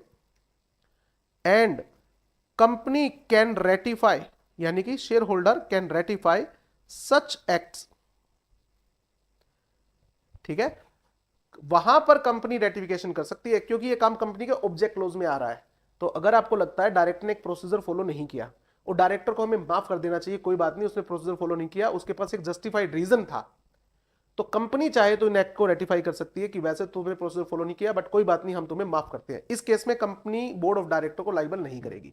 बट अगर कंपनी ने इन एक्ट को रेटिफाई करने से मना कर दिया, तो जितना नुकसान कंपनी का हुआ है इस एक्ट की वजह से, कंपनी अपना नुकसान किससे रिकवर करेगी, डायरेक्टर से रिकवर करेगी। ये हमने doctrine of ultra wire act में पढ़ा था फाउंडेशन के अंदर। अगर आपको और डिटेल में इसको जानना है, हालांकि देखो मुझे लगता नहीं कि इंटर के लेवल के हिसाब से ये टॉपिक इंपॉर्टेंट है, क्योंकि फाउंडेशन बड़ा अच्छे से बता रखा है, बट स्टिल अगर आपको ये टॉपिक जानना है तो आप मेरे फाउंडेशन के लेक्चर में कंपनी एक्ट का लेक्चर देख सकते हो, रिवीजन लेक्चर के अंदर, ठीक है। ओके, हम अभी बढ़ते आगे। क्या ऑब्जेक्ट क्लोज को ऑल्टर किया जा सकता है, ऑल्ट्रेशन इन ऑब्जेक्ट क्लोज, क्या ऑब्जेक्ट क्लोज को चेंज किया जा सकता है, बिल्कुल चेंज किया जा सकता है। क्या पास करना है, स्पेशल रिजोल्यूशन पास करना है, चेंज कर लो। बट अगर आपकी कंपनी लिस्टेड कंपनी थी, आपकी कंपनी लिस्टेड कंपनी है और आपकी कंपनी ने पब्लिक इश्यू किया था सिक्योरिटीज का to raise fund for objects, और ये जो पैसा है ये अभी भी अनयूटिलाइज्ड है, still not utilised fully. For example आपने 200 करोड़ का फंड रेज किया था, ठीक है, ऑब्जेक्ट के लिए कि हम अपने ये बिजनेस करना चाहते हैं। अभी उन 200 करोड़ में से 150 करोड़ यूज हुए हैं, 50 करोड़ अभी भी बाकी है, और कंपनी कहती है कि हम अपना ऑब्जेक्ट चेंज करना चाहते हैं। तो भाई इतना आसान नहीं है। तो इस केस में क्या करना पड़ेगा, पब्लिक नोटिस देना पड़ेगा अखबार में, पब्लिक नोटिस कि हमारी कंपनी जो है वो अपना ऑब्जेक्ट क्लोज क्या कर रही है, चेंज कर रही है, चेंज करना चाहती है। हमने पब्लिक इशू से कितने पैसे रेज किए थे, 200 करोड़ मेंशन करो, कितना यूज कर चुके हैं 150 करोड़ मेंशन करो, कितना बाकी है 50 करोड़, बिजनेस चेंज क्यों करना चाहते हैं वो बताओ, और ये 50 करोड़ अब कौन सी एक्टिविटी पे खर्च करने की सोच रहे हैं ये भी बताओ। तो पब्लिक नोटिस में क्या बताना पड़ेगा, पब्लिक नोटिस में आपको बताना पड़ेगा reason for change in object, हम अपना बिजनेस चेंज क्यों करना चाहते हैं, न्यू ऑब्जेक्ट क्या रखना चाहते हैं, अमाउंट कितनी अनयूटिलाइज्ड है, एटसेट्रा, ये सब पब्लिक नोटिस में मेंशन करना पड़ेगा। उसके बाद आपको एग्जिट अपॉर्चुनिटी देनी पड़ेगी, एग्जिट अपॉर्चुनिटी देनी पड़ेगी टू डिसेंटिंग शेयर होल्डर, जो शेयर होल्डर कंसेंट नहीं दे रहे हैं उनको आपको एक एग्जिट अपॉर्चुनिटी देनी पड़ेगी। और ये एग्जिट अपॉर्चुनिटी सेबी ड्राफ्ट करता है कि हम आपको इतना टाइम दे रहे हैं, अगर आप हाँ नहीं कर रहे हो तो आप अपना पैसा लेके जा सकते हो, और इतने टाइम में अगर आपने पैसा नहीं लिया यानी कि आपने एग्जिट नहीं किया तो हम ये मान लेंगे कि आप कंपनी के साथ एग्री कर रहे हो। ऑब्वियस बात है एसआर तो पास करवाना ही करवाना है। तो यहां पर थोड़ा सा लिस्टेड कंपनी के केस में अगर अमाउंट अनयूटिलाइज रह जाती है तो एग्जिट अपॉर्चुनिटी देनी पड़ती है, और ये स्कीम कौन डिस्क्राइब करेगा, सेबी। और यहां पर लिस्टेड कंपनी केस में ऑब्वियस सी बात है एसआर तो पास करवाना ही करवाना है, और बाय पोस्टल बैलेट पास करवाना है, बाय पोस्टल बैलेट, मतलब जनरल मीटिंग नहीं करने की जरूरत, मेंबर्स के घर पे जाएगा वोट, और मेंबर जो है घर बैठे बैठे वोट करेंगे, ठीक है। इसके बारे में अभी जनरल मीटिंग वाले टॉपिक में आएगा डिटेल में कि पोस्टल बैलेट क्या होता है और पोस्टल बैलेट कब पास करना चाहिए। उसके बाद ऑब्जेक्ट क्लोज के बाद फोर्थ क्लोज जो आता है अपना, वो आता है liability clause. Liability clause, liability clause तभी प्रेजेंट होगा if liability of member is limited.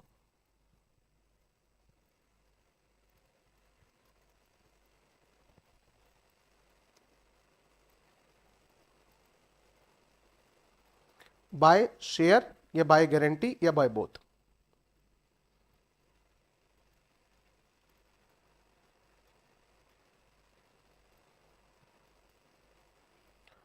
अगर अनलिमिटेड लाइबिलिटी वाली कंपनी है तो क्लोज ही नहीं आएगा, लाइबिलिटी को चेंज नहीं किया जा सकता, ध्यान रखना। फिफ्थ क्लोज आता है आपका कैपिटल क्लोज। ये क्लोज तब प्रेजेंट होगा if company is having share capital.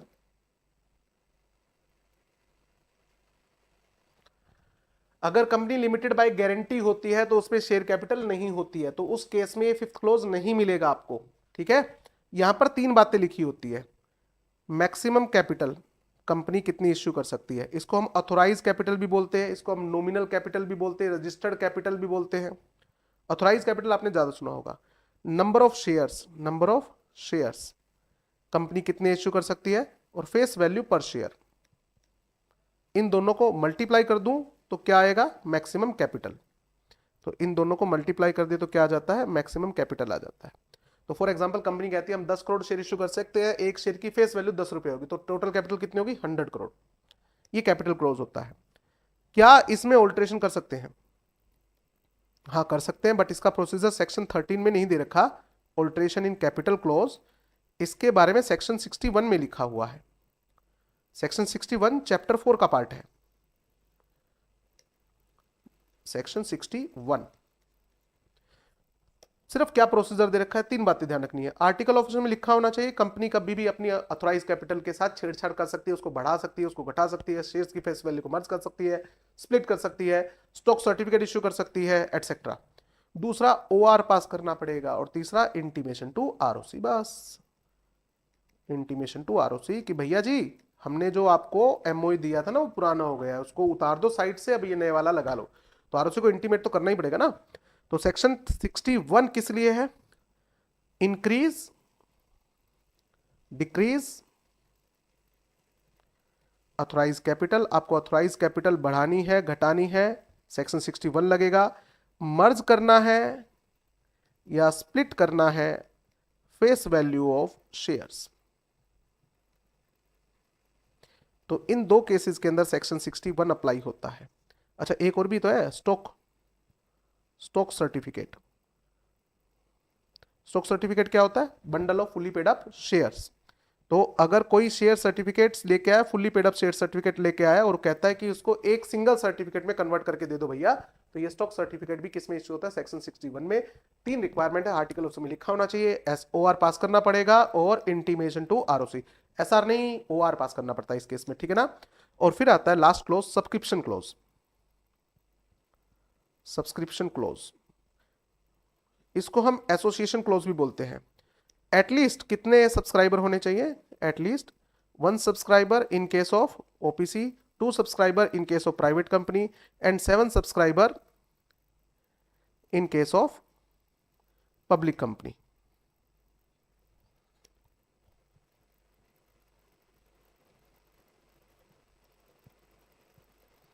ये जो सब्सक्राइबर है ये अपना नाम लिखेंगे, एड्रेस लिखेंगे, ऑक्यूपेशन लिखेंगे इफ एनी, ठीक है। कमिटमेंट करेंगे मिनिमम 1 शेयर परचेज करने का, मिनिमम 1 शेयर, कि मैं कंपनी इनकॉर्पोरेट होने के बाद इतने शेयर खरीदने का कमिटमेंट कर रहा हूं। 1 शेयर तो खरीदने का कमिटमेंट करना पड़ेगा if company is having share capital. If company is having share capital. अगर मान लो कंपनी लिमिटेड बाय गारंटी है तो इस सेकंड वाला कॉलम नहीं आएगा, फिर सिर्फ नाम एड्रेस आएगा और इनके साइन आ जाएंगे, इनके साइन, ठीक है, अलोंग विद विटनेस। ऑब्वियस सी बात है, साथ में विटनेस के भी साइन होंगे। सब्सक्रिप्शन क्लोज में कोई अल्टरेशन नहीं होती, क्योंकि जैसे ही कंपनी इनकॉर्पोरेट होती है सब्सक्राइबर क्या बन जाते हैं? मेंबर बन जाते हैं। तो ये पॉइंट भी होगा। 7th क्लोज जो नॉमिनेशन क्लोज होता है वो मैंने ओपीसी के साथ करवा दिया है। ये सिर्फ और सिर्फ ओपीसी के केस में ही प्रेजेंट होता है, nomination close. In case of OPC only. Normal private या पब्लिक कंपनी केस में प्रेजेंट नहीं होता, ओपीसी के केस में ही होता है। क्लियर है? उसके बाद टॉपिक आता है आर्टिकल ऑफ एसोसिएशन क्या होता है। आर्टिकल ऑफ एसोसिएशन क्या होता है बेटा? अगर एमओए की बात करें तो एमओए बताता है व्हाट टू डू, क्या करना है, व्हाट टू डू। यानी कि एमओए स्टेट्स द ऑब्जेक्ट। हमारी कंपनी का ऑब्जेक्ट क्या है? एमओए जो है वो सुप्रीम होता है या सुपीरियर होता है, ठीक है, ये सुपीरियर डॉक्यूमेंट है, ठीक है। एओए क्या बताता है? प्रोसीजर बताता है, हाउ टू डू, प्रोसीजर्स बताता है। यानी कि ये जो ऑब्जेक्ट है ये परफॉर्म कैसे करना है, हाउ टू डू। ये इंटरनल मैनेजमेंट के लिए होता है, ये सबॉर्डिनेट होता है, ये सबॉर्डिनेट होता है टू एमओए। ये एमओए के हिसाब से काम करता है, सबॉर्डिनेशन टू एमओए होता है, ठीक है। ये 1 मिनट क्वेश्चन मार्क नहीं आएगा। तो ये डिफरेंस है एमओए और एओए के अंदर।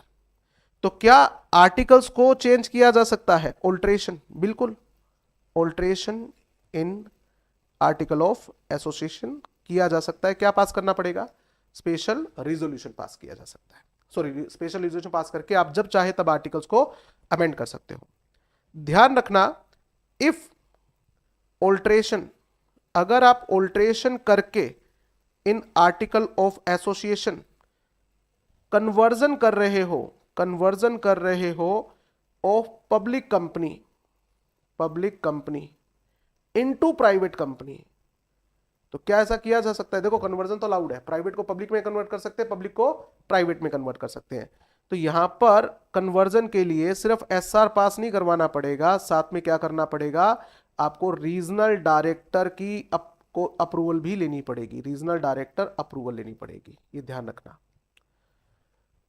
ठीक है, तो ये टॉपिक अपना कि आर्टिकल ऑफ एसोसिएशन को भी क्या हम चेंज कर सकते हैं। एक टॉपिक जो आपको फाउंडेशन में भी परेशान करता था वो था entrenchment to the provision of articles of association. Sir क्या आर्टिकल्स को चेंज करना इतना आसान है कि एसआर पास किया और चेंज कर दिया? हाँ कर दिया सर। जो माइनॉरिटी है, माइनॉरिटी मतलब जिनके पास नंबर ऑफ शेयर कम है, उनको डर लग रहा है कि आप जब चाहे तब आर्टिकल चेंज कर दोगे, आप तो मेजोरिटी में हो, आपके पास तो 90% शेयर है, आप जब चाहे तब रूल्स को चेंज कर दोगे, प्रोसीजर को चेंज कर दोगे, हमारी तो कोई औकात ही नहीं है, हमसे तो पूछा ही नहीं जाएगा।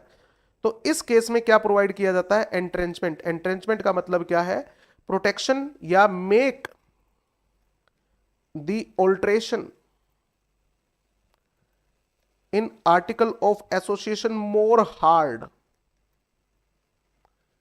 देखो पास क्या करना पड़ता है? Special resolution. 75% बंदे जब तक यस ना कहें तब तक हम उसको चेंज नहीं कर सकते।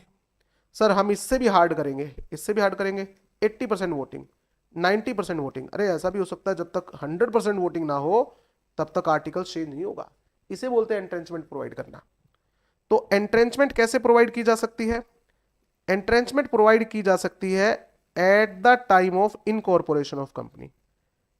जब कंपनी इनकॉर्पोरेट कर रहे थे तब स्टार्टिंग में ही लिख दिया गया था आर्टिकल ऑफ एसोसिएशन में कि आर्टिकल ऑफ एसोसिएशन के क्लोजेस को चेंज करने के लिए इतने % वोटिंग चाहिए। ध्यान रखना ये वोटिंग 75% से ज्यादा ही लिखनी है, ठीक है, ताकि ये और हार्ड हो जाए। अगर कम लिख दोगे कि 60% में हम आर्टिकल चेंज कर लेंगे तो हार्ड गांव है, तो इजी हो गया उसको चेंज करना। ठीक बात है ना? क्या after the incorporation of company, after the incorporation of company entrenchment provide की जा सकती है? एंट्रेंचमेंट दी जा सकती है, हाँ दी तो जा सकती है। डिपेंड करता है कंपनी कौन सी है। अगर ये पब्लिक कंपनी है तो एसआर पास करके, स्पेशल रिजोल्यूशन पास करके कंपनी बनने के बाद एंट्रेंचमेंट दी जा सकती है कि नया प्रोविजन ये है आर्टिकल्स को चेंज करने का। और अगर प्राइवेट कंपनी है तो बेटा with the consent of all member, with the consent of all members, सभी मेंबर्स की कंसेंट के साथ में एंट्रेंचमेंट प्रोवाइड की जा सकती है। प्राइवेट में सब, पब्लिक कंपनी में देखो नंबर ऑफ मेंबर बहुत ज्यादा होते हैं सर, तो किस किस को कन्विंस करोगे? तो वहां पर एसआर पास करके आप क्या कर सकते हो? एंट्रेंचमेंट प्रोवाइड कर सकते हो। ठीक है, उसके बाद हम आते हैं, ये पब्लिक कंपनी वाली बात की सर आपने, कन्वर्जन वाली, उसको थोड़ा सा एक्सप्लेन कर देते। हाँ तो अगला टॉपिक है conversion of public company into private company. तो बेटा देखो कन्वर्जन का प्रोसीजर तो बड़ा सिंपल है। स्पेशल रिजोल्यूशन तो पास करना ही करना है। स्पेशल रिजोल्यूशन दो पास होंगे, to amend the MOA name clause. क्योंकि आप पब्लिक से प्राइवेट बन रहे हो तो आपके नाम में क्या आएगा? प्राइवेट वर्ड इंसर्ट होगा, यानी कि that is insert private word in name. Sir but आपने बताया था अप्रूवल की जरूरत नहीं है।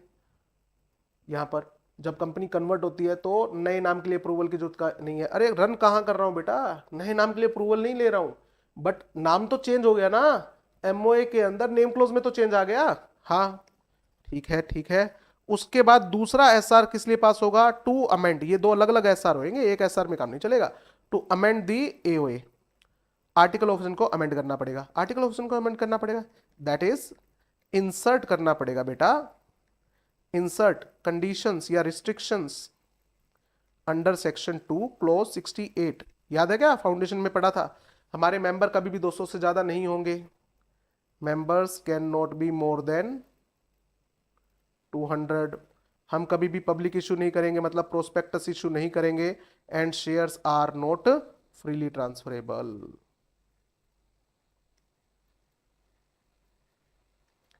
ये रिस्ट्रिक्शंस आपको अपने आर्टिकल ऑफ में लगानी पड़ेगी।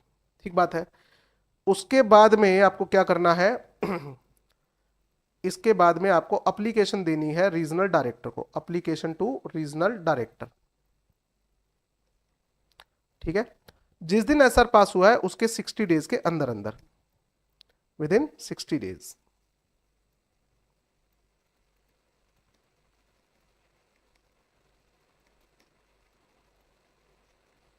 रीजनल डायरेक्टर चेक करेगा सारे डॉक्यूमेंट ओके हैं। अगर रीजनल डायरेक्टर को लगता है सारे डॉक्यूमेंट ओके है तो रीजनल डायरेक्टर क्या करेगा, आपको अप्रूवल दे देगा with in 15 days, with in 15 days. इसकी अप्रूवल मिलने के बाद आपको किसको इंटीमेट करना है, आरओसी को, और आरओसी आपको क्या इश्यू करेगा, फ्रेश सर्टिफिकेट ऑफ इनकॉर्पोरेशन। और ये इस बात का कंक्लूसिव एविडेंस होगा कि आपकी कंपनी अब कन्वर्ट होके प्राइवेट बन चुकी है। ठीक है। एक कंप्लायंस डिक्लेरेशन भी देनी पड़ेगी, compliance declaration, compliance of procedure, इसकी डिक्लेरेशन देनी पड़ेगी फॉर कन्वर्जन, फॉर कन्वर्जन। और ये कौन देगा, ऑब्वियस सी बात है, सीए, सीएस या CMA having certificate of practice. ठीक है, ये भी लगेगा। ये टॉपिक अपना हो गया। उसके बाद अगला टॉपिक जो आता है वो आता है सेक्शन 10A का, certificate for commencement of business, certificate for commencement of business. इससे एमसीक्यू आने के पूरे पूरे चांस है बेटा। तो इसमें क्या लिखा हुआ है, जिस दिन आपकी कंपनी इनकॉर्पोरेट हो गई, मान लीजिए यहां पर कंपनी का इनकॉर्पोरेशन हुआ है, इनकॉर्पोरेशन ऑफ कंपनी, तो इनकॉर्पोरेशन ऑफ कंपनी के with in 180 days, with in 180 days, बस इसी से एमसीक्यू आता है। आपको अप्लाई करना है आरओसी को, आरओसी को apply for certificate for commencement of business, business start करने के लिए हमें सर्टिफिकेट दे दीजिए। जब तक ये सर्टिफिकेट नहीं मिलेगा आप बिजनेस शुरू नहीं कर सकते, ना ही किसी से बोरोइंग कर सकते, क्योंकि हम पैसा उधार सिर्फ बिजनेस के लिए ले सकते हैं, और बिजनेस ही स्टार्ट नहीं हुआ तो फिर पैसा उधार किस लिए ले रहे हो। ठीक है, तो यहां पर आपको सेक्शन 10A में अप्लाई करना पड़ता है। इसके साथ में क्या लगती है, सर्टिफिकेट लगता है, यानी कि verification of place, verification of registered office, जो तो आपने करवाई ली होगी ना, 30 डेज में करवानी पड़ती है रजिस्टर्ड ऑफिस। प्लस में अगर बिजनेस करने के लिए सेबी, आरबीआई, आईआरडीए इनकी अप्रूवल चाहिए तो वो अप्रूवल आपने ले ली है, approval of SEBI, RBI etcetera, अगर रिक्वायर्ड है तो, इफ रिक्वायर्ड बिजनेस करने के लिए, तो वो हमने ले ली है। और प्लस में सर्टिफाइड होना चाहिए ये certificate from CA, certificate from CA, CS, CMA having COP, having COP. ये सारी चीजें आपको आरओसी के पास सबमिट करवानी है। आरओसी आपको सर्टिफिकेट ऑफ बिजनेस दे देगा, उसी के बाद आप बिजनेस कर सकते हो और उसी के बाद ही आप पैसा उधार ले सकते हो, उससे पहले नहीं कर सकते। क्लियर है। उसके बाद जो अपना अगला टॉपिक आता है वो आता है कि क्या सब्सिडरी कंपनी जो है अपनी होल्डिंग कंपनी के शेयर होल्ड कर सकती है, can not hold the shares of its holding company. इसका ज्यादा अच्छा लॉजिक समझ में आएगा सेक्शन 67 के साथ, जो मैं आपको चैप्टर नंबर 4 में करवाऊंगा।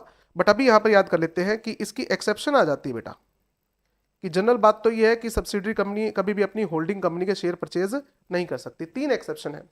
As legal representative, as legal representative hold कर सकते हो। लीगल रिप्रेजेंटेटिव वर्ड कब आता है, legal representative of deceased person, disease of deceased member, कोई मेंबर है वो मर गया है और कंपनी जो है उसकी लीगल रिप्रेजेंटेटिव है, ऐसा हो सकता है, हाँ हो सकता है। तो ये शेयर मेरे नहीं है जी, डिसीज मेंबर के हैं, तो जब तक उसका लीगल हियर आके शेयर क्लेम नहीं कर लेता तब तक शेयर मेरे पास पड़े, क्या दिक्कत है। एज ट्रस्टी, ट्रस्टी का मतलब होता है एजेंट, ये मेरे नहीं है जी, मैंने किसी के बिहाफ पे होल्ड कर रखे हैं। ठीक है। Before the establishment of relationship, before the establishment of relationship of holding and subsidiary.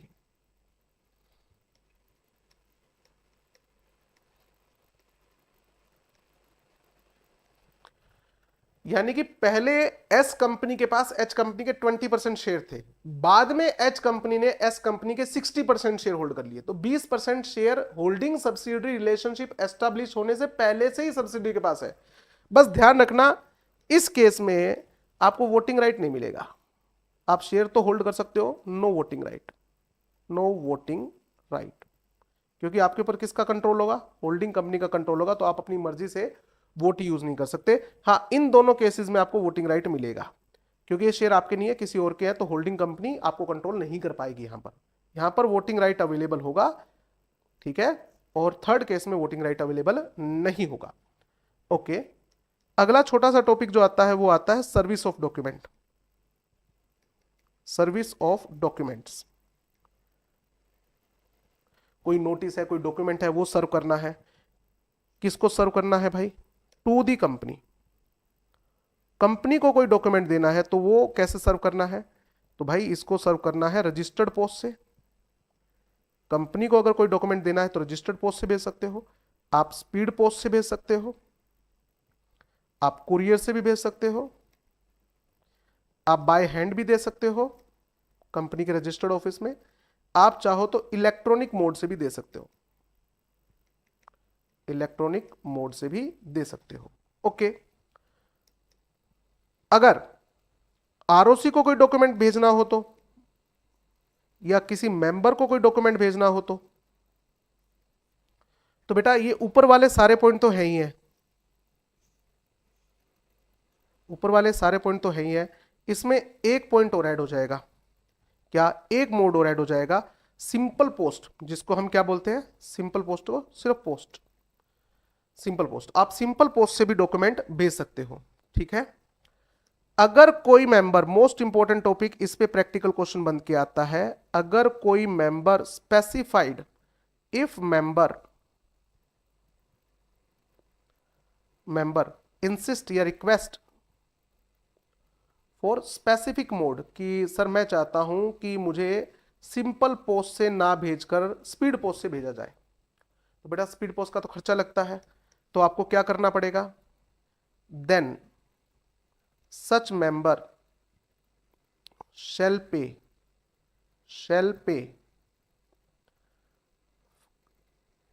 expenses for such specific mode in advance।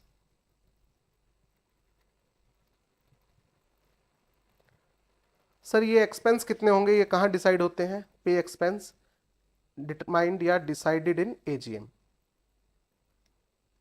Company के एजीएम में ये डिसाइड होता है कि अगर कोई मेंबर स्पेसिफिक मोड से चाहता है कि उसको नोटिस मिले तो आप बता सकते हो और हम उसकी इतनी फीस लेंगे आपसे, तो ये मेंशन कर दो, आप स्पेसिफिक मोड से भी ले सकते हो। निधि कंपनी के केस में बेटा, in case of Nidhi company, हालांकि देखो ये टॉपिक इंपॉर्टेंट नहीं है, बट एमसीक्यू वाले कुछ पूछ सकते हैं इससे, तो मैंने लिख दिया। निधि कंपनी में मेंबर्स को दो हिस्सों में बांट दिया। एक जो सब्सटेंशियल मेंबर है, जिनके पास कम से कम 1% शेयर हो, मेंबर हैविंग 1% शेयर और ₹1000 face value, ₹1000 face value whichever is less, इन दोनों में से जो भी लेस हो, ठीक है। और अदर मेंबर, अदर, तो इनको तो नोटिस भेजना है, इनको तो नोटिस भेजना है, ठीक है, इनको तो नोटिस भेजना होता है, भेजो नोटिस। और इनको नोटिस भेजने की बजाय इनको अखबार में छाप दो बेटा, ये पब्लिक नोटिस से काम चला लेंगे, क्योंकि निधि कंपनी को वैसे भी खर्चे कम करने होते हैं। निधि कंपनी किसके लिए? तो सेविंग के लिए। तो भैया अगर हर मेंबर को नोटिस प्रिंट कर करके स्पीड पोस्ट या रजिस्टर पोस्ट से भेजने लगेंगे तो फिर खर्चा बहुत ज्यादा हो जाएगा। तो जो बड़े मेंबर्स हैं उनको तो फिजिकल नोटिस भेज दो, और जो छोटे मेंबर है उनको अखबार में छाप दो, पब्लिक नोटिस दे दो, बस बहुत है। ठीक बात है ना? ओके, अगला टॉपिक जो आता है वो आता है authenticity, authenticity of documents etcetera. तो डॉक्यूमेंट को ऑथराइज कौन करेगा भाई? ऑथेंटिसिटी मतलब अप्रूवल, ऑथेंटिकेट करना, तो बाय केएमपी, की मैनेजरियल पर्सन, ठीक है। केएमपी नहीं है तो बाय ऑफिसर, कोई भी ऑफिसर कंपनी का। सर ऑफिसर नहीं है तो बाय एम्प्लॉई, बाय एम्प्लॉई जो ऑथोराइज्ड हो बोर्ड ऑफ डायरेक्टर से, authorised by board of directors. और सर अगर यही एक नेगोशिएबल होता तो साइनिंग द नेगोशिएबल इंस्ट्रूमेंट, जैसे बिल वगैरह। और साइन करके क्या करते हैं, प्रोमिसरी नोट मेक करना, बिल ड्रॉ करना, बिल एक्सेप्ट करना, एटसेट्रा।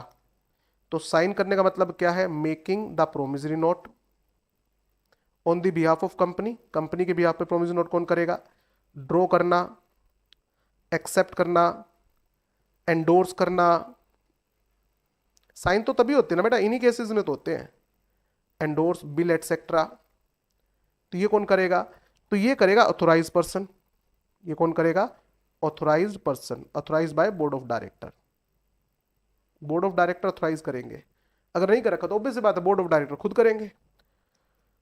और अगर कोई डीड्स या डॉक्यूमेंट है, तो कोई डीड है, रेंट डीड है, कुछ सेल डीड है, डीड एटसेट्रा, ये कौन साइन करेगा, तो बेटा इस पे कॉमन सील लगी होनी चाहिए, इस पे कंपनी की कॉमन सील लगी हुई है, तो फिर ये मान लिया जाएगा ये डॉक्यूमेंट ऑथेंटिकेटेड है।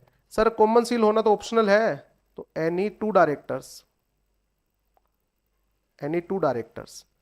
इफ नो सीएस, अगर कंपनी में कोई कंपनी सेक्रेटरी नहीं है तो, या अगर कंपनी सेक्रेटरी तो है तो वन डायरेक्टर एंड सीएस,